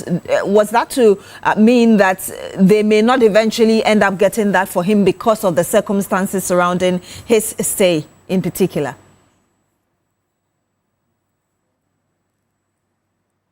When I said difficult, I was talking about the extradition proceedings, not his application for permanent residence. My point is that the extradition proceedings take long. It's not 1 or 2 months matter. That was the context in which I was saying that it may be difficult. That's, remember, the question was that, oh, there will be good news at the end of the month. And I was saying, hey, it may be difficult because extradition takes quite a bit of time. It's not 1 or 2 or 3 months matter. But now, the argument, what is clearer to me, guessing from Madam Tete's submission, is that perhaps they would be looking at doing a simple deportation for violating his visa, not extradition because Ghana wants him.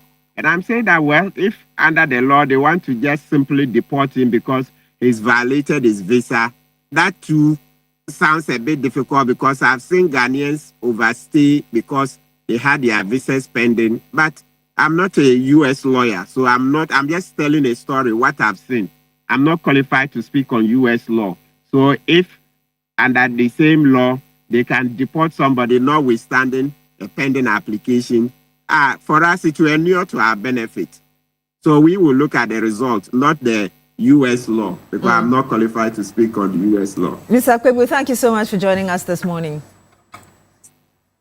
You're welcome. And for sharing those thoughts with us as well. Madam Tete, you wanted to respond quickly to some of the things he said. Not really to respond to him, but I just want to say is that my position is based on 3 things.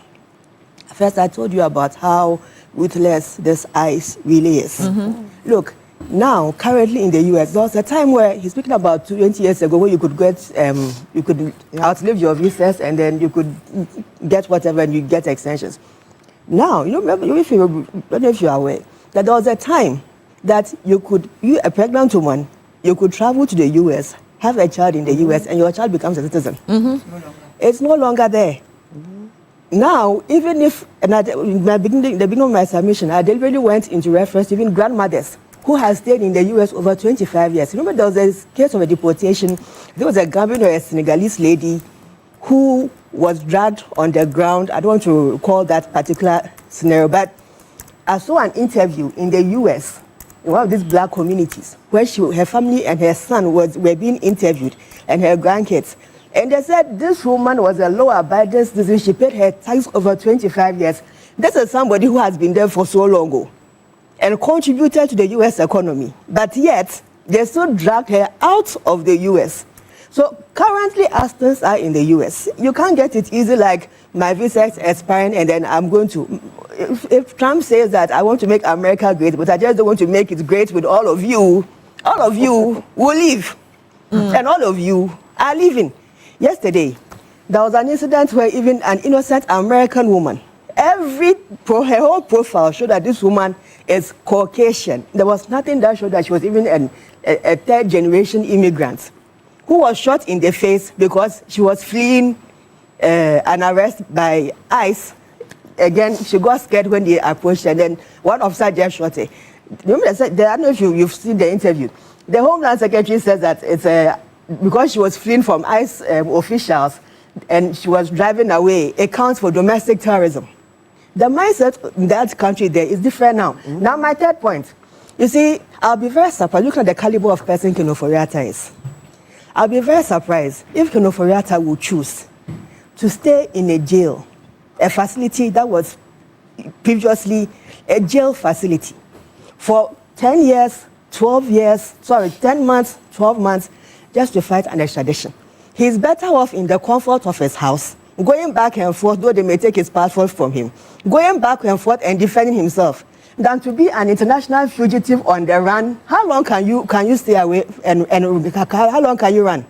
One day somebody's going to bring you. So for your own interest, cut the whole matter short and just come. Just to bring clarity on the statement you made earlier about the U.S. and the newborns, especially of immigrants. So currently the case is before the Supreme Court. The information is that on the 5th of December, the Supreme Court granted review looking at the constitutionality of the executive order from Donald Trump, and oral arguments are expected in the spring of this year. And if this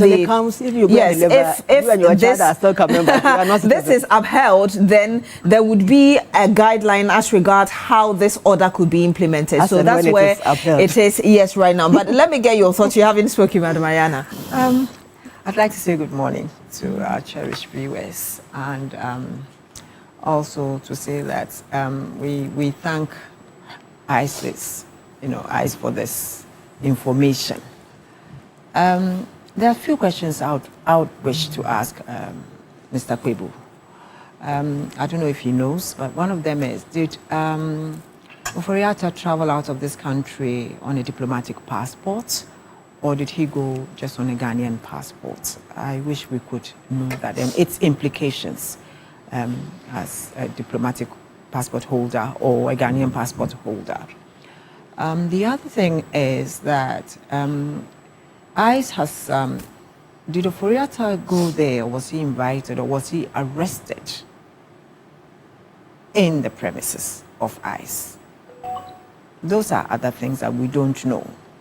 But I look at the statement coming out from his lawyers as just a PR gimmick, just to throw dust into our eyes. Because in the first instance, I think Ofori-Atta left this country on the 6th of January, which makes it almost a year more, okay? And if it is 6th, then it's already a year. Today is the 8th of January. So it's a year. And he left the U.S. to go to England. We saw pictures of that. And that was just around July. So that makes it about another 6 months. When we saw that picture with the backpack, with the backpack on the street. On the street. So that's around 6 months, which means that he stayed in America for 6 months. He had to go out. Okay, so he went out and he came back in for the next 6 months. So definitely his visa would have expired 7th January, if we look at all things being equal. So it means that he went maybe to renew his visa and he was grabbed. Or it is also from all the other little informations that we picked up that people informed ISIS that his visa had expired and they had picked him up. Whichever one, we are not very sure. But I think that Ofori-Atta would do himself a lot of good if he decides to come back home, because I don't think ICE would want to keep him in a hotel or some nice place. He's going to go to a detention center. Well, so far we know that he's at the Virginia jail, which we understand is repurposed into a detention center. So that's it. He's going to be in a detention center, and he would have money. But what is the worth of money when you're in a detention center? I would rather go home and use that money to fight myself out. I'm looking at a situation where Ofori-Atta will be brought home. I believe that since ICE has picked him, he will come home. First and foremost, I'm yet to see how many people have been able to run away from ICE, And then the other thing is, if you look at the policies of the Trump administration now against criminals and the likes of it, most of the people that were being hounded everywhere were because he felt that some of them were criminals and some had overstayed, some didn't have the status to be there and all that. So it means that Oforiatta is game, whichever way you look at it. I don't see him going home. To think that he probably went in there to look for permanent residency, I doubt that. If Oforiatta had wanted to be a U.S. citizen or to have a permanent, he would have done it long ago. So you disagree with what Pebu told us? Yes, I don't think that Pebu is right on this one. I think that he went in there to change his status, maybe, that is to have a renewal of his visa status, and he was picked, based also maybe on other issues which might have come from this country as well, with somebody alerting ICE that he's on a red alert. I don't think that we would like to chase ICE on a red alert because it's not the FBI that picked him up, it's ICE. And ICE has to do with immigration. And immigration is what has caught up with him because he has been there and it looks like he was going to be there illegally. So we will not, we will be watching. I think that we will be watching and government will have a conversation probably with its counterparts on the other side, that's the AG, to find out how best we can get Oforiatta to come home. But I am expecting that the Americans will play ball because we have also been very good with them. We've allowed the FBI to come here and grab Ghanaians and take them back and all that. So they should be able to also do us this favor where the Ghanaian, as it stands today, is expecting that our finance minister, I am writing a thesis on him, bonds and haircuts, scripture quotes. You're writing a thesis? Of a finance minister and its effects on Ghana. I see. Yes, so I think that it will be interesting reading because Oforiatta cannot just go like that. We need to be able, he's innocent until proven guilty. Indeed. So we cannot afford to just let him not come and answer for his deeds. So I think that Oforiatta will come home. You think that he will come home, Madam Susanna Dramankwa?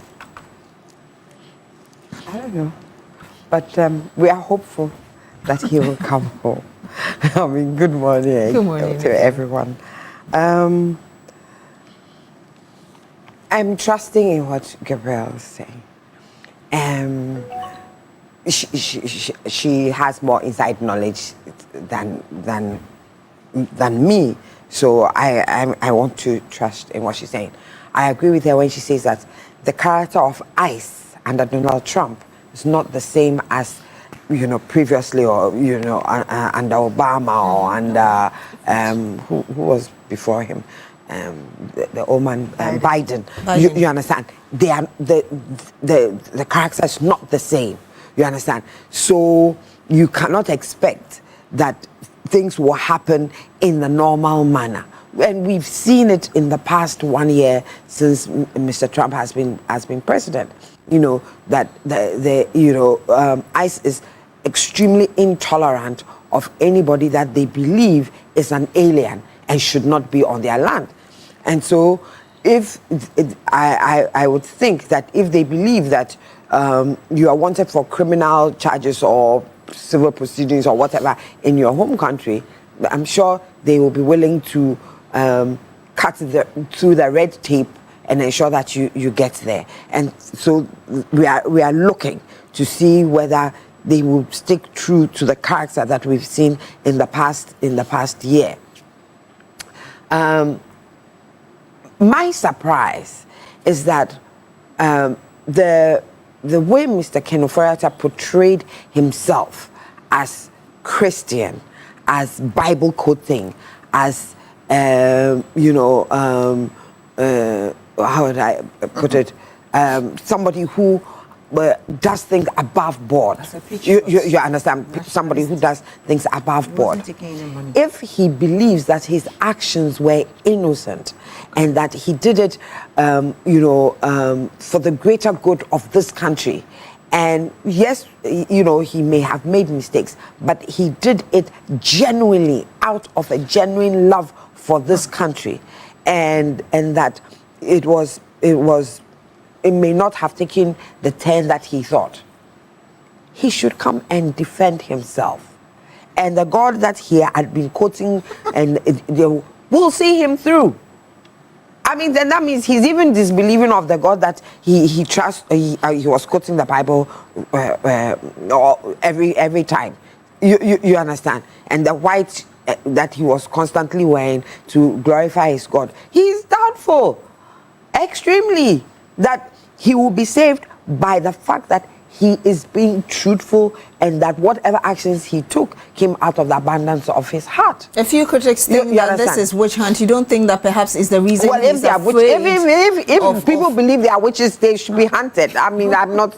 That's not even an issue for me. I mean, does he think he's a witch? If he thinks he's a witch, then he should be hunted. If he doesn't know himself to be a witch, then nobody can be witch hunting him. You understand? So I mean, for me, it's not anything.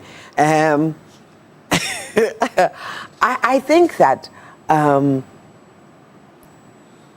the extradition processes were started, unless I'm mistaken. Yes. But had been started. Mm-hmm. So definitely they are, you know, it's not as if they are now coming to start the extradition process.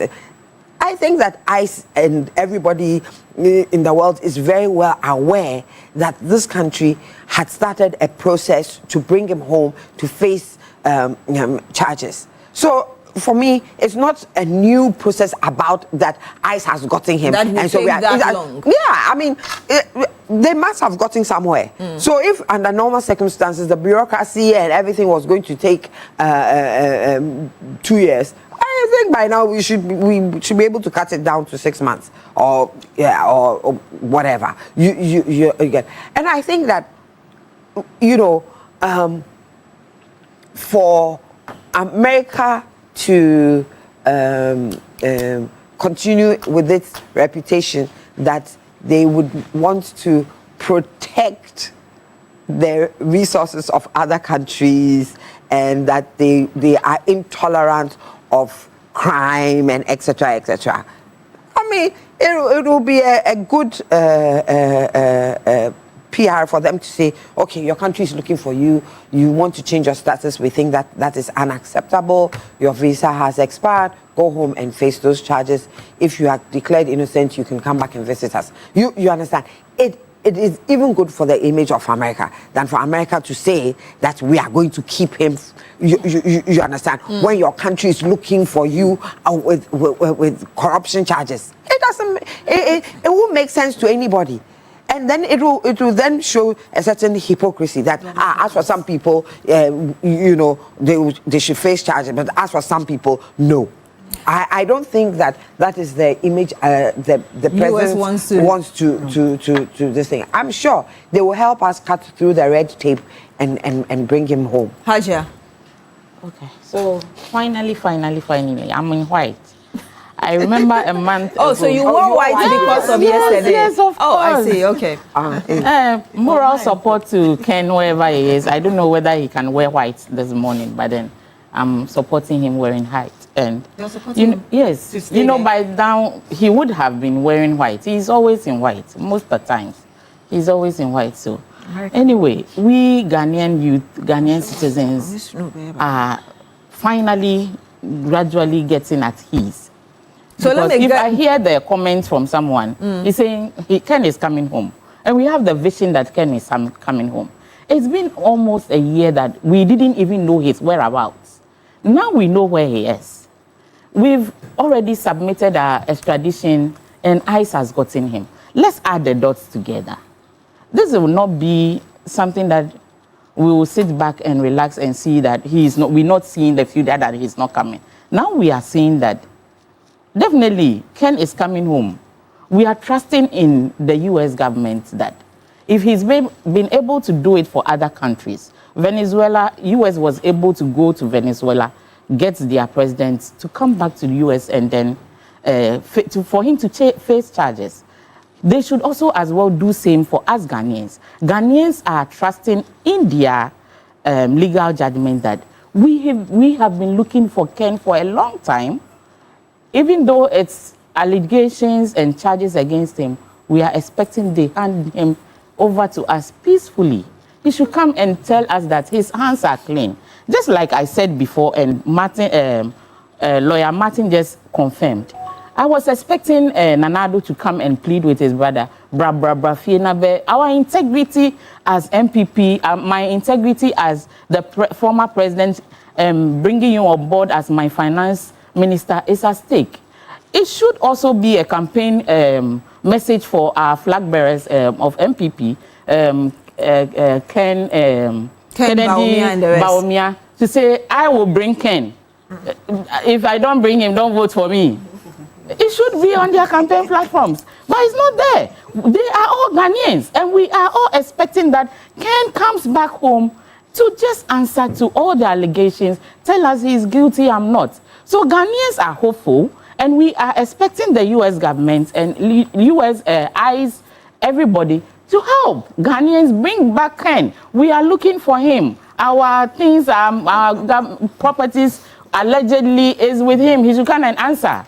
So we are hopeful that since ICE has arrested Ken, there shouldn't be any favoritism. Nothing. I don't think that ICE has anything to do with that. Since he's in their hands, if it is going to be something that they know that his document has been expired, he wants to prolong it for medical reasons, they can give him schedules for him to come for treatment. He should come back to Ghana, come and answer to all the charges against him, and we move. Pretty said, me crash, you wear white today. So, and he's commenting on Facebook. So now with your submission, I get that you wore white in support of what ICE has done. Yes, okay. Exactly. But Ghanaian youth are jubilated. We are happy that finally we know where he is. He's not moving around. We're going looking for him. Finally, we know that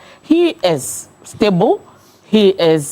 We know even his location right now. So they should quickly just feed on all the information they've got. AG, OSP should quickly work effectively. We want to see the end to this. If it's going to be a month, 2, but at least we know where Ken is and we know he's coming home. We know he's coming home. But Mayana, did we see this coming all along? Especially with the difficulties that the country had faced in trying to extradite him? No, I don't think that we saw ICE coming into this. Actually, I think that we were more looking out for that kind of confrontation between the AG's office or the Special Prosecutor's office and the FBI. But it just so happens that luck has been on our side, and one wrong move and ICE has got him.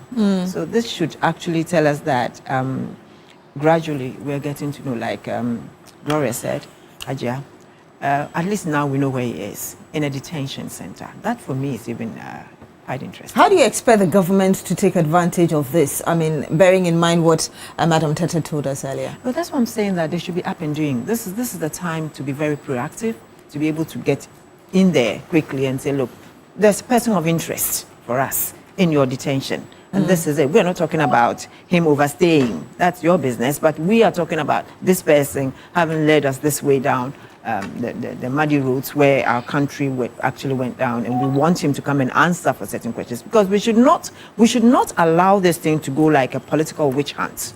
You understand? We don't want it to look like we are using a political something. No. If we go that way, that is where it's going to take some time. But we should just go and say, look, we just want it for criminal activities. That's it. We've had Hajia Amenu saying that we should have this as a campaign message by those who are hoping to be flag bearers of or a flag bearer of the party going into 2028. Madam Tete, is that something that you see as a possibility? And how do you think that could even influence really, or influence the dynamics really of this whole issue? I didn't get the question very well because I was distracted, but I don't know Are you asking me to put myself in the NPP's position and speak for the NPP? Not asking you to speak for the NPP. To what extent you think that this message of NPP to speak to NPP flag bearers? None of my flag bearers is going to defend Ken. As a matter of fact, the people that I have on my list, president and the future president and the vice, they themselves they know that this is a no-go area for them. But let me just say this.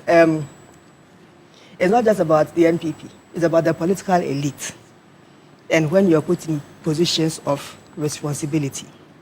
There are too many reports day in, day out about all kinds of corruption activities, especially in the past. Look, about 2-3 days ago, I was having this introspection. I was having a conversation with myself. And I was telling myself that, look, the kind of money that came to the NPP administration, if they had pushed it into credible production, our story as a country will not be what it is today. Today, we are celebrating because of low inflation, some growth in GDP, but you give one to me 100 million when the guy hasn't registered a company to go and start a farm.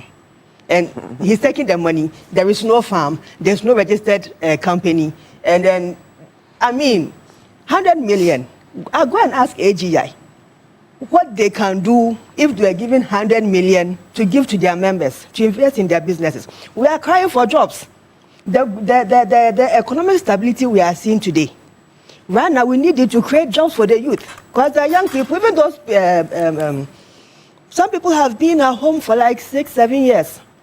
Anytime I go on Facebook, I have to avoid my inbox because it's not easy. I can't create jobs. It's not easy. But there are a lot of promises to create those jobs. And those jobs have to be created and those jobs thrown up so that people can have the opportunity to also earn a living and build their dreams. Any politician who is given a responsibility and you take decisions that inure to the detriment of Ghanaians, don't expect that they are coming to cheer you on. What they'll do to you is what they are doing to Ken today. You could have been a hero projecting this country for people to invest into bonds and shares and treasury bills and e-bonds and all kinds of things over a period. But so long as you accept responsibility to be a public officer, that alone comes with these responsibilities. And accountability in this kind of dispensation is a must. Then this is very much aware. This I was listening to His Excellency at the prayer session. And he was the Thanksgiving program. Yes, and he was telling his appointees. And I was saying that, yeah, that's it. Because, Charlie, if you lose track, they'll grab you by the neck and the waist. It won't be a laughing matter, you know. So as much as we are interested in how this country moves forward, but we want to see that there's accountability. And I think that Ken, in his own interest there, he should work with the government to bring him back safely. You are better off in your house going to court every day to defend yourself because you're not being convicted yet. You still have a right to defend yourself. And rather go to court and fight your battles than to be on the run in perpetuity. In the end, you think that the country won't get you. It's just a question of time. So how long do you want to stay out? For me, that's my 2 cents on this issue. But for the politicians, the NPP politicians, if you ask me, none of them will even make 50% in 2028. So they are non-A for me. You don't want to talk about that. But I'm coming back to you, Madam Susan Edouard-Mankwa. To what extent should this serve as a deterrent to those in government, like we've heard Madam Tete say, and even those who are aspiring to be? Well, we would hope that it will serve as a deterrent. History has shown us that some of these things have not been a deterrent enough, and corruption has grown bigger and worse over the time. It's just because it's just one or two of the political elite who have paid a price. It's not a critical mass for those people below to say that, even the political elites have been punished for their crime. And so those of us below that, if we don't take care, we'll be bad. We haven't seen that. We haven't seen much of such individuals being punished. We haven't seen that. We need to have a certain critical mass of political elites being punished. And then that will ripple down or reverberate down to ordinary people who will be doing the wrong thing. You get it? So, till then, if we cherry pick, if I'm using it, and we pick one or two, and we punish, look, if we punish kind of, there's just one in this thing, we have to punish a whole cadre of political elites who do, and it is not just even those who have committed the sin, even the appearance of the sin should get punishment. You understand? There should be zero tolerance. When it is like that, then the mindset of society will begin to change. But if we are able to pick it, to be like, it's a Russian roulette. If I mean one chip, can override and watch him. I mean one chip into my ear. You get it. It shouldn't be like that. It should be, if you do it, you will be punished. It is not as if other countries, the Scandinavian countries and things, that people are angels there. They are not. But the system is such that you will not be spared if you go in that direction. There will be deviance always. It's a human system. But the generality of people will conform and realize that. So we as a people need to recognize this. And then we need to recognize the things in our culture that are enablers of some of these things. You understand? We have things in our culture that are enablers of such of these things. And we need to modernize our culture if it is not helping us. What are some of those you've identified? The Jantua thing. You understand? Go and find somebody to come and Jantua. Whatever it's, you understand, and beg, and to that kind of thing. It happens in other countries. Old boys. Yeah. This old boy, the British people do it even more. Oh, he went to Eton. I went to Eton with him, and so as for Jones, he will pick a phone call and call some lord or something, and it will be this thing. It is done, but it is not the general thing. You understand? Here, there is too much of it. I mean, you see it. Look, can you imagine somebody, once they use a big car, they think that they can put strobe lights on it and rush through traffic. Whether you understand? And the policeman, being not knowing who it is, will just allow that to happen. So now everybody who has a black, because the black one seems to be the common one, a black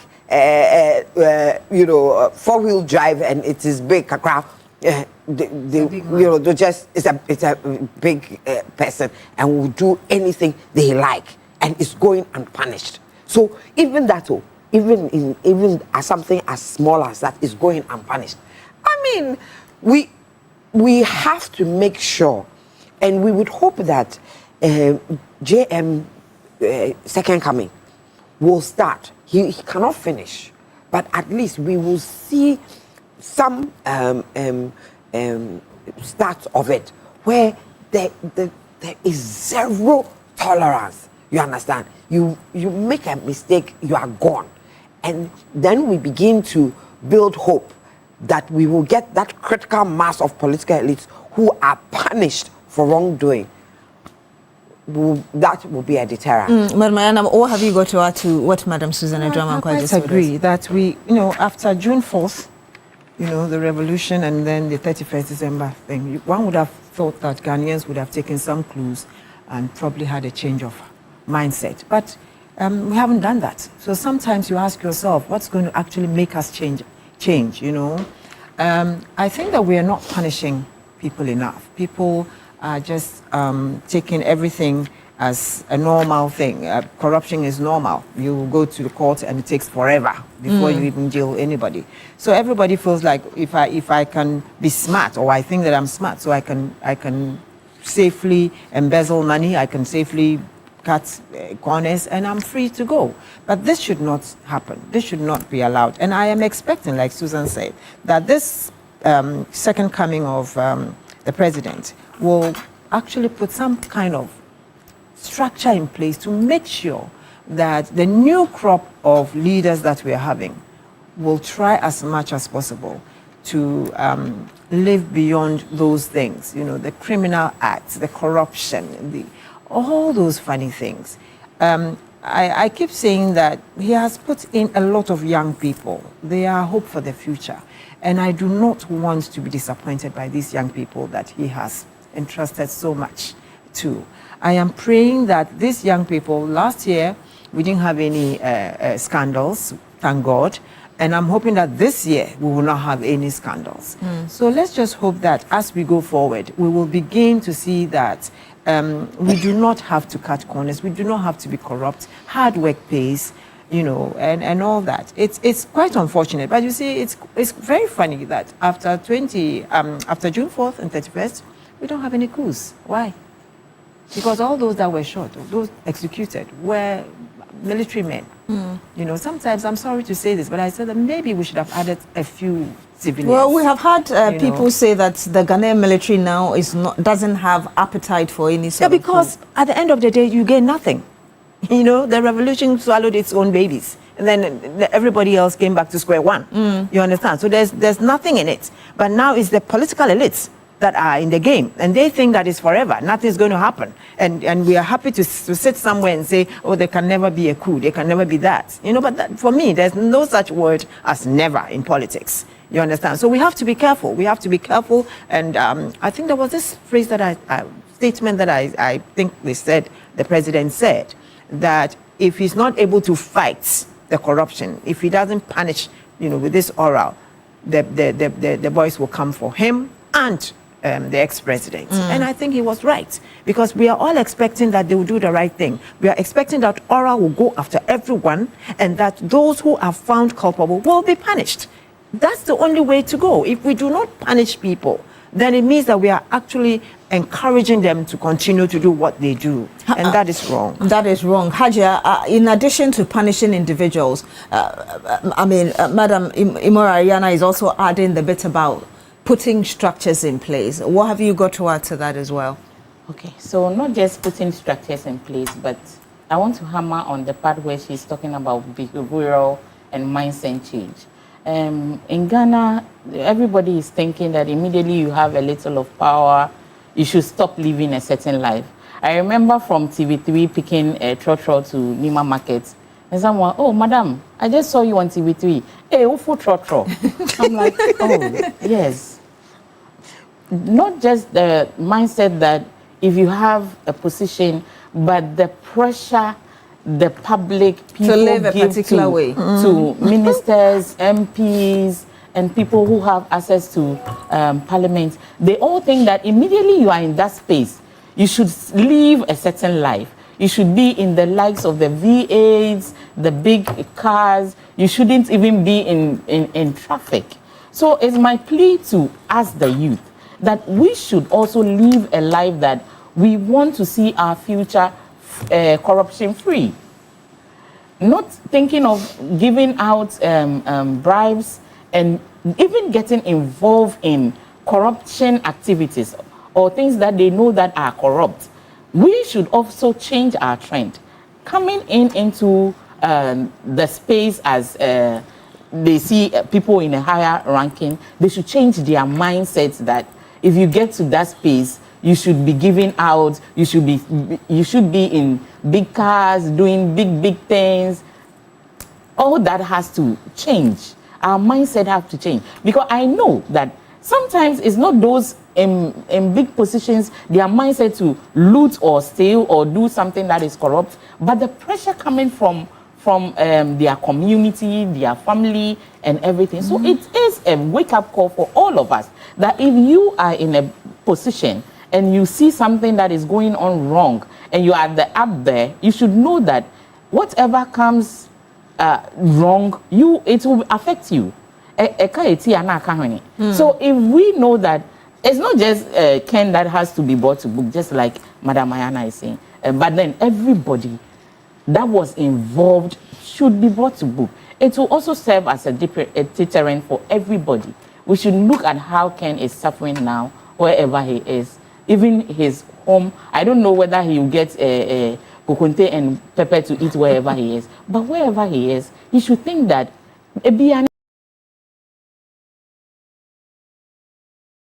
this is your house, this is your home, just like Madam was saying. He should come back to Ghana. Let's say maybe his hands are clean. Don't run away. Maybe you didn't do anything wrong. Just come, justify whatever is going on. And then my plea to Ghanaian youth, let's start training, rephrasing our minds that if you have a position, don't abuse it. If you have a position, don't abuse it. Madam Susanna Dramankwa, you were making a point earlier that we may punish Ken Ofori-Atta if evidence proves that indeed he was at fault. But we need to have a lot more people punished just to serve as a deterrent. Beyond that, what sort of institutional reforms are you looking for? Because, for instance, this SML issue, it wasn't just the finance ministry. You had GRA and other institutions involved as well. Yeah, I mean, definitely there must be institutional reform across board. I mean, we must look at where our institutions have failed and shore it up. We must look at, where there have been loopholes and people have exploited those loopholes.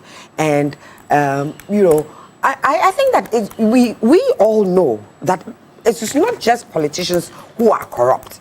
And that, you have a lot of civil and public servants that are corrupt themselves and enable the corruption by the politicians. I mean, the politicians work in a certain environment, and that environment helps. And there are people who enable it to happen. So, I mean, if somebody will tell you that, look, if you go for a contract, and the contract is maybe 10 cedis, before you get home, the chief director will call you and say, please make that contract 50 cedis because you have to give 10 cedis here, give this here, give that here, and give that here. And it happens. We are just turning a blind eye to it, but it happens. Do you understand? So the contracts are supposed to be 10 because they will tell you in your face that if you keep to your 10 cedis, we will take our whatever. So you end up doing a shoddy job. You understand? Because you would have budgeted genuinely for the work to be this. They will take their money out of it, and what should be left, you will not get a good job. So sometimes the shoddy jobs that we see, in terms of the contracts and the roads and whatever shoddy jobs that we see, it may be that the contractor is trying as much as possible to be, to be within a certain budget, but the people who are actually corrupt, just look, people are going for their pay. And they owe the government owes them. They have to pay to be paid. Do you understand? They have to pay to be paid. The money that they have earned, though, they have to pay money to the accountant and controller, whatever. So that yes, we live with that kind of corruption. You get it. It is not only them that must be punished. It is. I mean, when I said politicians live in a glass bowl, it is easy to see theirs, you understand, and punish them. But we must punish civil servants also, or public servants also. You understand? When we are cutting, the strike should go wide and rip people in, so that when we say reset, we are resetting. It should be, and I liked something that the constitutional reform, they said, let's have an ethics board. It's something that I have been talking about, an ethics board. Look, there's so many things that are happening that you need some people to look at the ethics of it. Even in health, you understand? Our health policy, in what direction are we going? Do we want to do a lot of genetic research? All those things. What are the ethics behind? We have to do that. When the government is going to take a particular action, this action, even a road, what is the ethics behind making doing the road such that people benefit? These are some of the things that need to be done. So when we talk about reform and reset, we like the constitutional review that has gone on. We should make it happen. We've done this constitutional review since, at our mills. We haven't gotten anywhere with it. We want it. It should come. We want to vote for our DCs. We'll look you in the face, and if you don't do as we think that you should be done, we kick you out. And it should not be political. We don't want to get into that NDC MPP thing again. No. It's enough that we do it with the MPs and they say we don't want to do it at the ground there. I think that there's a lot that this country needs to do to turn around. And we hope that the present leadership will have the courage and the support that they actually need to make sure that there is institutional reform and institutional reset. Otherwise, we are going nowhere. And we are going to Kede very shortly, but let me get your 30 seconds final word on this before we move. So I think we've all made the point. I think those who are close to Ken should just advise him that he's between the, what's the expression, hard place and what? A rock and a hard place. So you just come home and fight it out. You are better off fighting going up and down and fighting for your liberty and freedom than being, how can a respected man like Ken be sitting in an ICE facility, a former jail cell?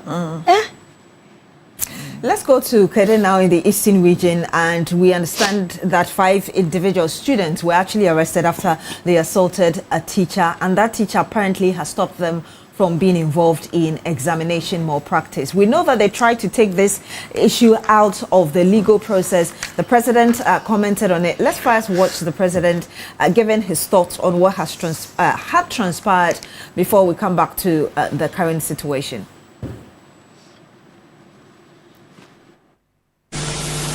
And a safe and secure work environment is a must. Indeed, I saw that video of I think it was a maths teacher being beaten because when he was invigilating, he refused to allow our children to cheat. And they had a sense of entitlement. And so why did you not allow us to cheat? And the unfortunate thing is that the matter went to the police station, and the parents of the students went to the police, and they said they settled the matter amicably. I mean, how is that? This is assault, it's criminal, you know.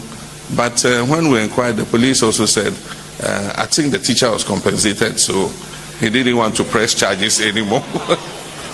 But I said, at least the children should have been booked, they should have been taken through the legal process, and at least, if nothing at all, they should have been bonded to be of good behavior for a period of time, and then we'll believe that justice has been done. But just for parents to come and, you know, pay a little compensation, it will encourage others to do the same. You know, and so as for assaults on teachers, I am with you 100%. We will deal with it.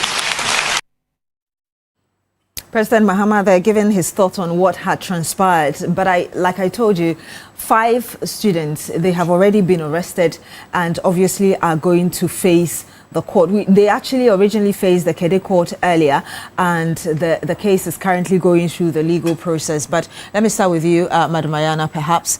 Really, what does this say about, or how will this influence discipline in our schools? Because you remember last year we spoke a lot about violence and all these things in our schools, and now a teacher has been assaulted and the president took it upon himself to comment on it. Yes, and I'm happy he did, because I think that indiscipline is becoming a thing that is going around almost all the schools. And what hurts me is that these are young people, and you would expect that being in school, they will be there to learn and to at least have a sense of something. But instead, the news coming from schools of late has not been pleasant. Not only are they burning, at the least provocation, they go destroying school infrastructure. And you ask yourself, this is infrastructure that you don't even have. You know, it's not even enough. So you go burning your library, you go burning your dormitories and your dining halls and the likes. And then to end it all, you go attacking the very people that are teaching you. Why? I mean, is it wrong to be a teacher? Is it a crime? I mean, teachers they've not been treated well, honestly. Teachers in this country have not been treated well for a very long time. I know that things have been tough for every government, and also the fact that population has grown and therefore a lot more people are in school, and then we need a lot more teachers that are not there. But then if you look at the situation and you look at the types of students that are coming up these days, the effect of smartphones and the effect of technology, what they see, they're learning the wrong things, I think. You go to school and you're told that you cannot discipline a child. We were growing up, the cane never killed anybody. You understand? A little tap there, I don't think it's harmful. But now it's like you cannot even discipline a child. And a lot of people, somebody said, look, I did a survey and asking young people, nobody wanted to be a teacher. Because teaching now is equated to poverty. You're a teacher, you're a poor person. You don't have any respect. And that is wrong. I mean, these are the people that have schooled, our leaders. I mean, teachers teach everybody, And yet, you go attacking them. Who are you, a student? You go, just watch that. And I saw a mother, like, I said, yes, you didn't train that child well at home. Parental care. We are not looking after our children. I said it once here, that we are all running after money. I mean, you said it a few times. Yes, we are just running after money. We are not taking care of our children. And these children just go. Now the children even have more power than us. And what has even worsened it, I'm sorry to say, is this free education. A child used to be, at least you could scare the child a bit. If you do this, I won't pay your fees. And that child, kind of like checks him or herself. But now you don't have to say, because whether you pay my fees or not, I'll go to school. It's free. No one will pay me fees. You understand? They don't even respect their parents now. And the parents who are not even there to teach them the right ways. So I think that it's about time we had some form of, I don't know whether we should have talks, guidance, curriculum guidance and career guidance, and then all that. We should start talking to young people in schools, making them understand the reasons why they are there. It's not a question of going to buy a pot for students that will make them pass, but you're supposed to sit, bend the night and learn, But somehow we're making everything easy. And parents even go to the extent of paying for these papers, a pot or whatever. You find people passing and they can't even speak English, they cannot write any constructive sentence, but yet they've got their grades. Why? Corruption too has gone in there. It's just a sick society that we are sitting on. And I think that the Ministry of Education has a lot to do. We have to find ways and means of getting to the students, of getting them to understand that they are here, you go to school for the betterment of your future, and therefore you should stick to the books and respect your teachers. But the thing is, it's not just the teachers they are not respecting, they're not even respecting your elders. Gone are the days when you'd enter a bus and a young person would get up and give you a seat. Now they look at you and actually put on, like a face. It's like, I've also paid. That's not the issue. I've also paid, so I need to sit. You understand? These are some of the things. And we look at it, and sometimes even when you want to check somebody, the person will say, leave the person, it's today's children. We are not doing anything. We are not, as parents, we have failed miserably. We have failed. You said that and even some parents actually go to the schools to beat the teachers. You said that the education ministry must be up and doing. Yes. We know that the PTA has come back and is working towards, that original place where parents could participate fully in whatever was happening in the schools. How would you expect the PTA, for instance, to work around this very issue that we've had on our hands for some time? I don't know how many even go to PTA meetings. PTA, people don't even like to go to PTA meetings. You understand? Some go to PTA meetings and then you just, maybe some suggestion comes, there's a little bit of money to be paid. Oh, no, government has paid everything. It's a free education.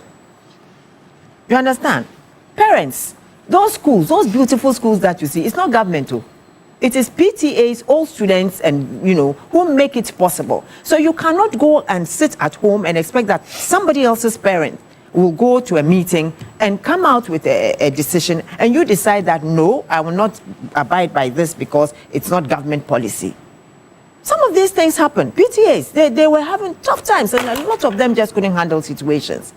You get me? So I think that as parents, we should start, at least talking to our children. I read that the Greater Accra Regional Minister has said that any child below 18 years found after 12 a.m., that person will be arrested. I'm very happy. Not just arrest the person, arrest the father and the mother as well. Arrest the father and the mother as well. Prince Nanaya Oyok says, good morning, Beatrice. It's unfortunate that he's referring to Mr. Kenneth Oriata, sought medical treatment abroad and now seems determined to stay away permanently to avoid facing accountability. My earnest prayer is that Oro doesn't fail. Ghana can rise again. And a number of you have sent us your messages. Hopefully we're able to read a lot more of them. But Madam Susan Edwamankwa, your thoughts on this very issue?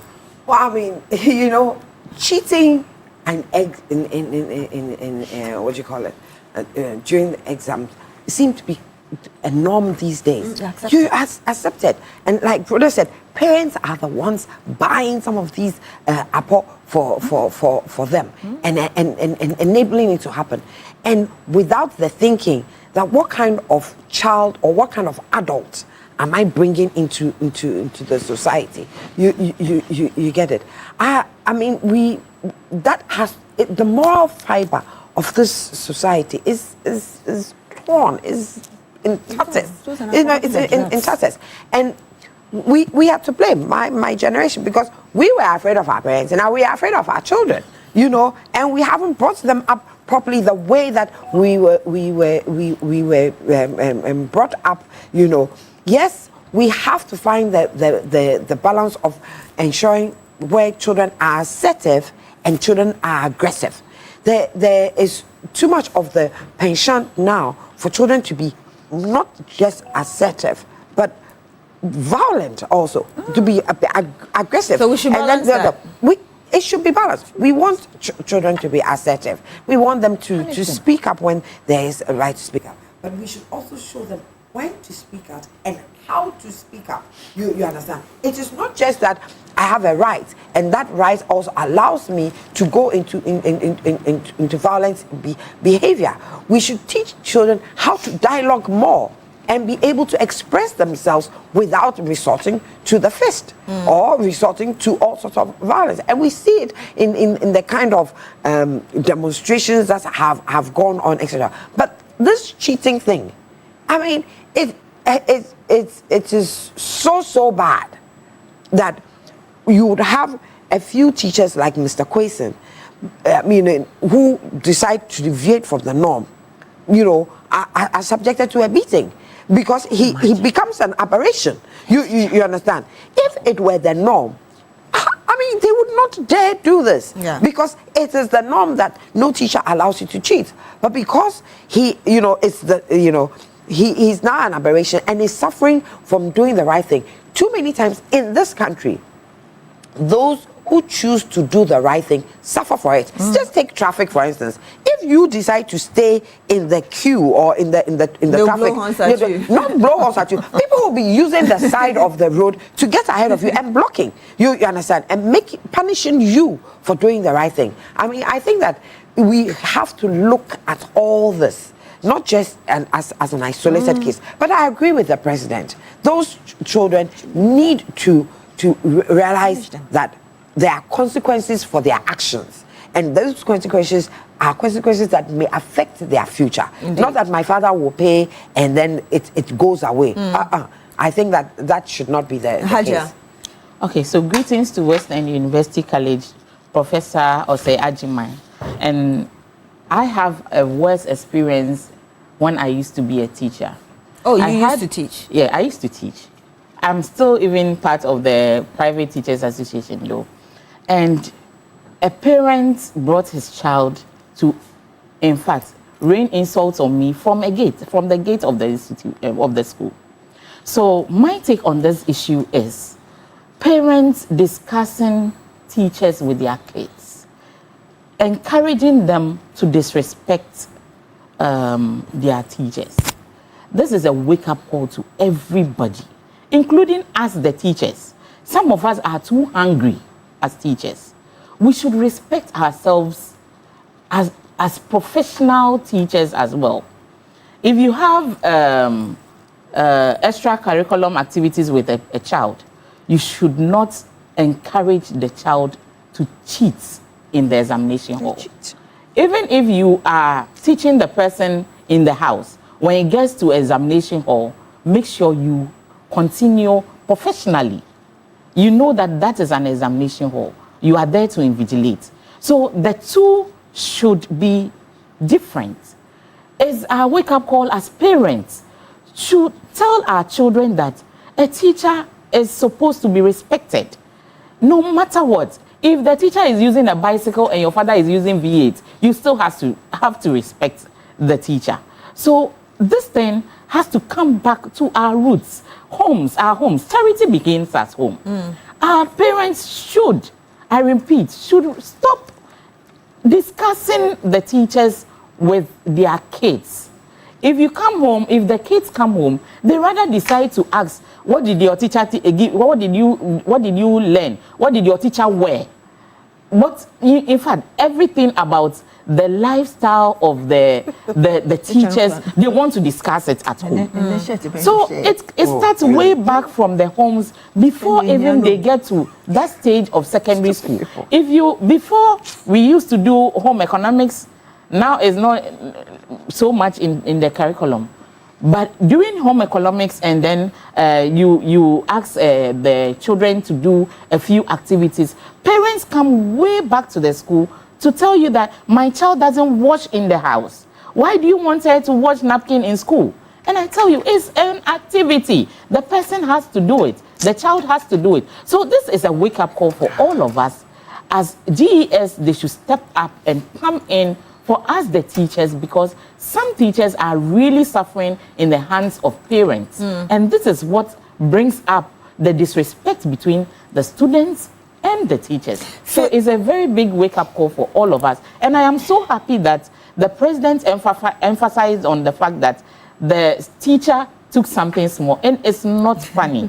These teachers are accepting things that they should stand up to. You should be on your feet and stand up for your rights. You know that you are right. You are punishing a student, not even by cane, but there are so many types of punishment now that we are known to. Even if you are punishing the child and the parents tell you no, you should know that that is your office and you should stand up to your rights. Felix Yabua Ohiming on Facebook says schools should institute code for the students, for the parents to sign and abide with it. Alhaji Cristiano Abu says this generation of parents thinks they are more civilized than their parents, so they become soft to their kids and then things get bad. And a number of you sending in your messages, but thank you for those messages. There's some more coming in here. Musa, yes, I will let you have your say. Musa in Aswasi, you have your say certainly. Musa in Aswasi says, good morning, Beatrice. The report of Ken Ofori-Attah's detention in US are a welcome development. The mere fact that he has been evading accountability for his stewardship and desperately seeking US citizenship raises serious questions. If one's hands are clean, there's no need to run for cover or look for scapegoats. And let me just get your thoughts. Well, one of the ethos of education is that you instill discipline in young people so that they imbibe that virtue, those values. And then as they grow, they become responsible adults. There are a lot of irresponsible, badly behaved adults because there was indiscipline at the basic level. Now, teacher paid cry saying, for you to come and beat me in addition. I think that the state has to protect teachers because it is a very honorable thing to be a teacher. All of us here have degrees. We can teach. Even when life is difficult, we still refuse not to teach. Right? You see how they all went? They agree. Because there's very little motivation. Right? The conditions of service and salaries and all of that. And then you come and add abuse to it. Totally out of. It's a no-go area. So for me, it's simple. I agree with the president. If you're a young person in school, and the fact that you are raised poorly in your house doesn't mean you come and enforce your poor attitude on somebody who has taken a decision to help other people's future. You don't want a future for yourself, it's okay. Fine, come and take up space. You can reference yourself, I was here some. But for those who are interested in having the education, let them appreciate the effort of the teacher. Anybody, aside taking them to court, it should be enforced in the disciplinary code. Anybody who attacks a teacher, automatic demotion. If you were in Form 2, you go back to Form 1 until you go and learn the basic rudiment of respecting your teacher. And then when you are asked, but it looks like you spent 4 years in secondary school, then you tell the whole world, I beat up my teacher. Yes, it should follow you. Because look, there are some professions where, right at my age, I don't tolerate a lot of nonsense. So. There are some professions that I have great admiration for, and the teaching profession is one.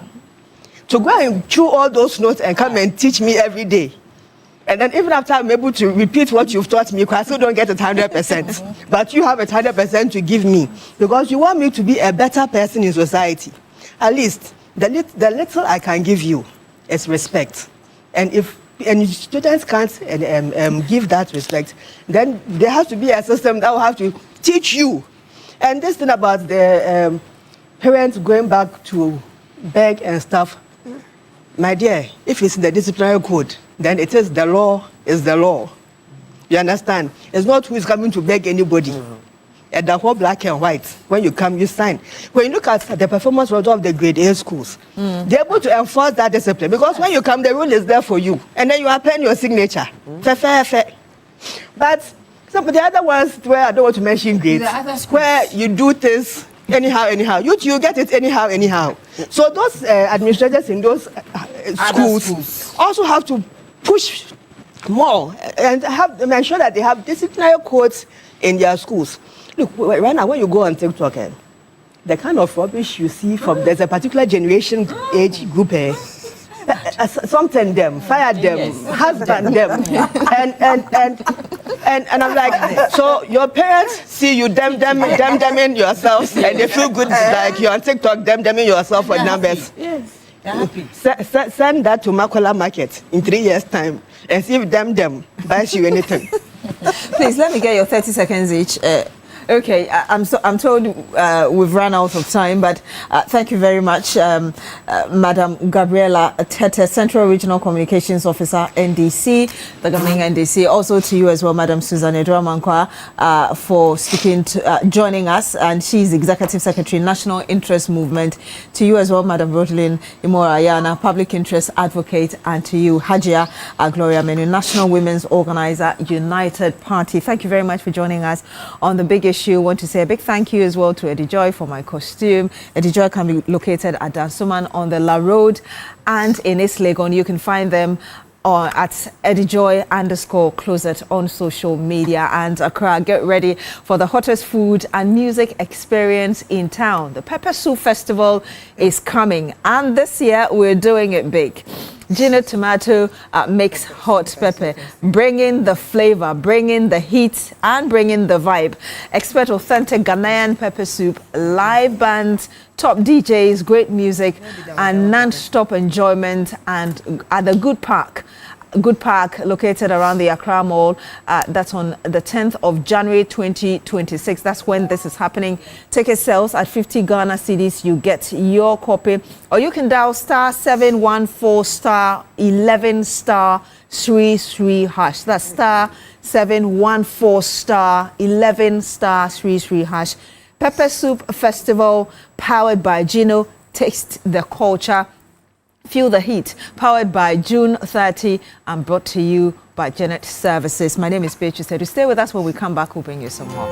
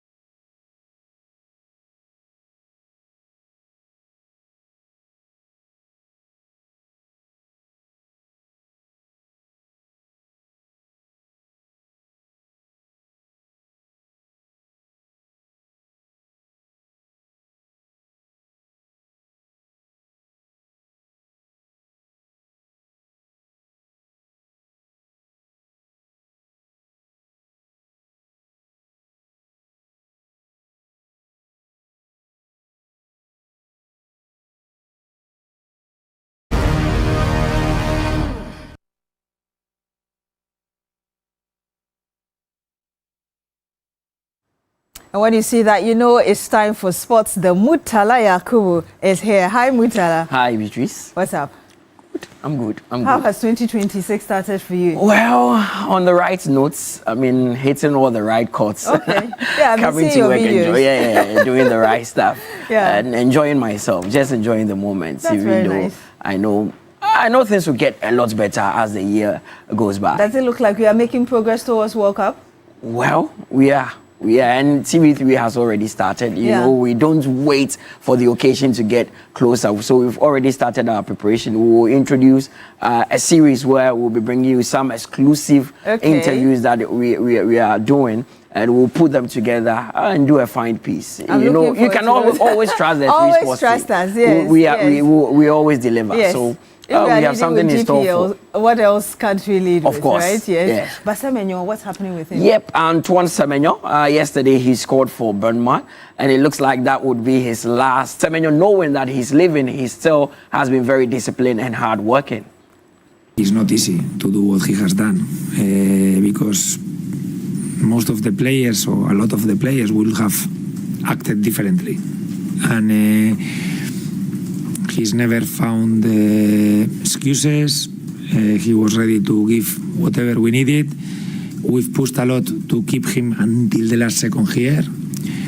And I think it's fair that he leaves with the feeling that he has had at the end, no? With the sub, with the reception of the supporters, no? I think he has earned all this, and I'm very happy for him because we know that he's a top player, but especially a top person, yes. And it was a fairy tale ending for him. It's his birthday. It's his last game. He scores a wonder goal. How sad are you to see him go? I'm very happy because all these things you said, and I'm happy for him personally because I think he deserves, no, after all he has done for us, not to finish like this. But it's true that he's a big miss for us. He's a player that you cannot replace. And has been a difficult week for us. Wow. And in addition to that, Laye Kingston has been speaking. Laye was here on Monday on the sports station, and he talked about Antoine Semenyo, a player who has a very high ceiling. Even Laye believes that the Black Stars should be built around Antoine Semenyo. Great news for him and his family. And, he's done so well for himself, for over 3 seasons now. He's been very consistent in his performance, scoring goals, 100 games, 29 goals as an attacker. It doesn't come easy like that. It comes with a lot of hard work behind the scenes, and you can see he's paying off. Beginning of the season, I remember granted an interview somewhere and say he's a player to watch. And for me, I think I keep saying that it's long overdue for the Black Stars to try and build the team around him.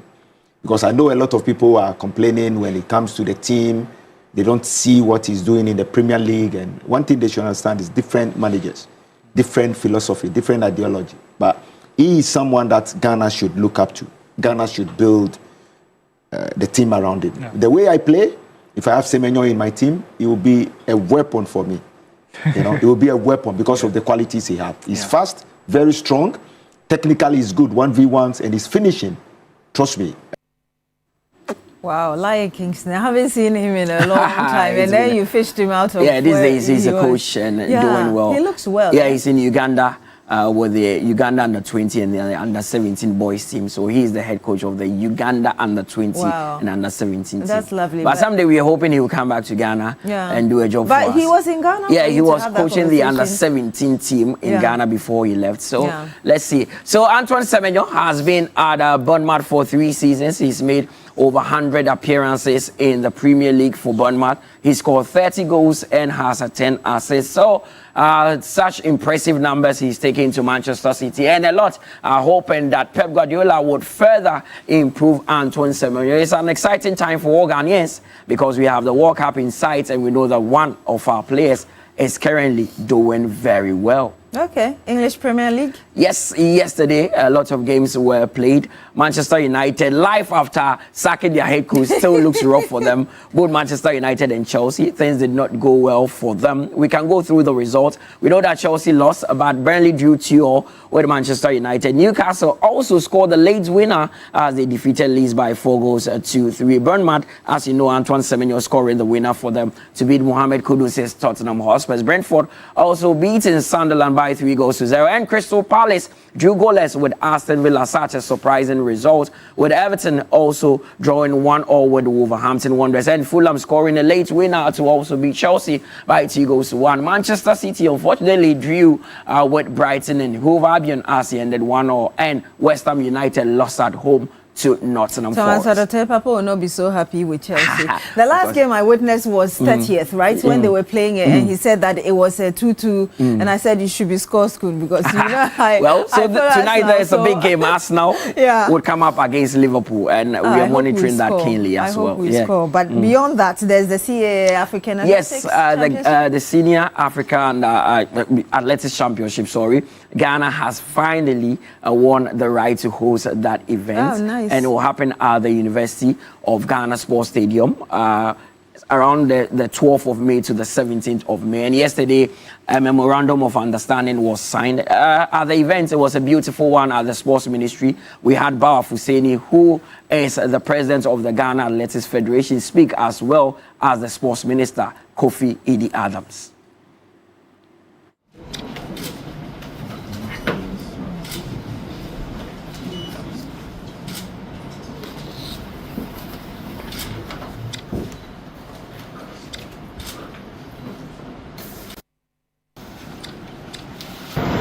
And for me, it's the happiest day in my life. For the first time, Ghana have given that sole responsibility to host such a program. It has never happened before. And Honorable Minister, under your tutelage that this is happening, we could not have been more proud to be a Ghanaian at this moment. Because hosting African Championship, it comes with a lot of benefits. It comes with a lot of experience. It comes with a lot of equipment. It comes with a lot of commercials, things. And when we organize, and I know we are going to organize a very successful event, Ghana and Ghana Athletics will never be the same again. Our name will go far. Ghana will be on the pedestal of the world. So the everyone would now appreciate that what we did during the African Games 2 years ago was not by chance.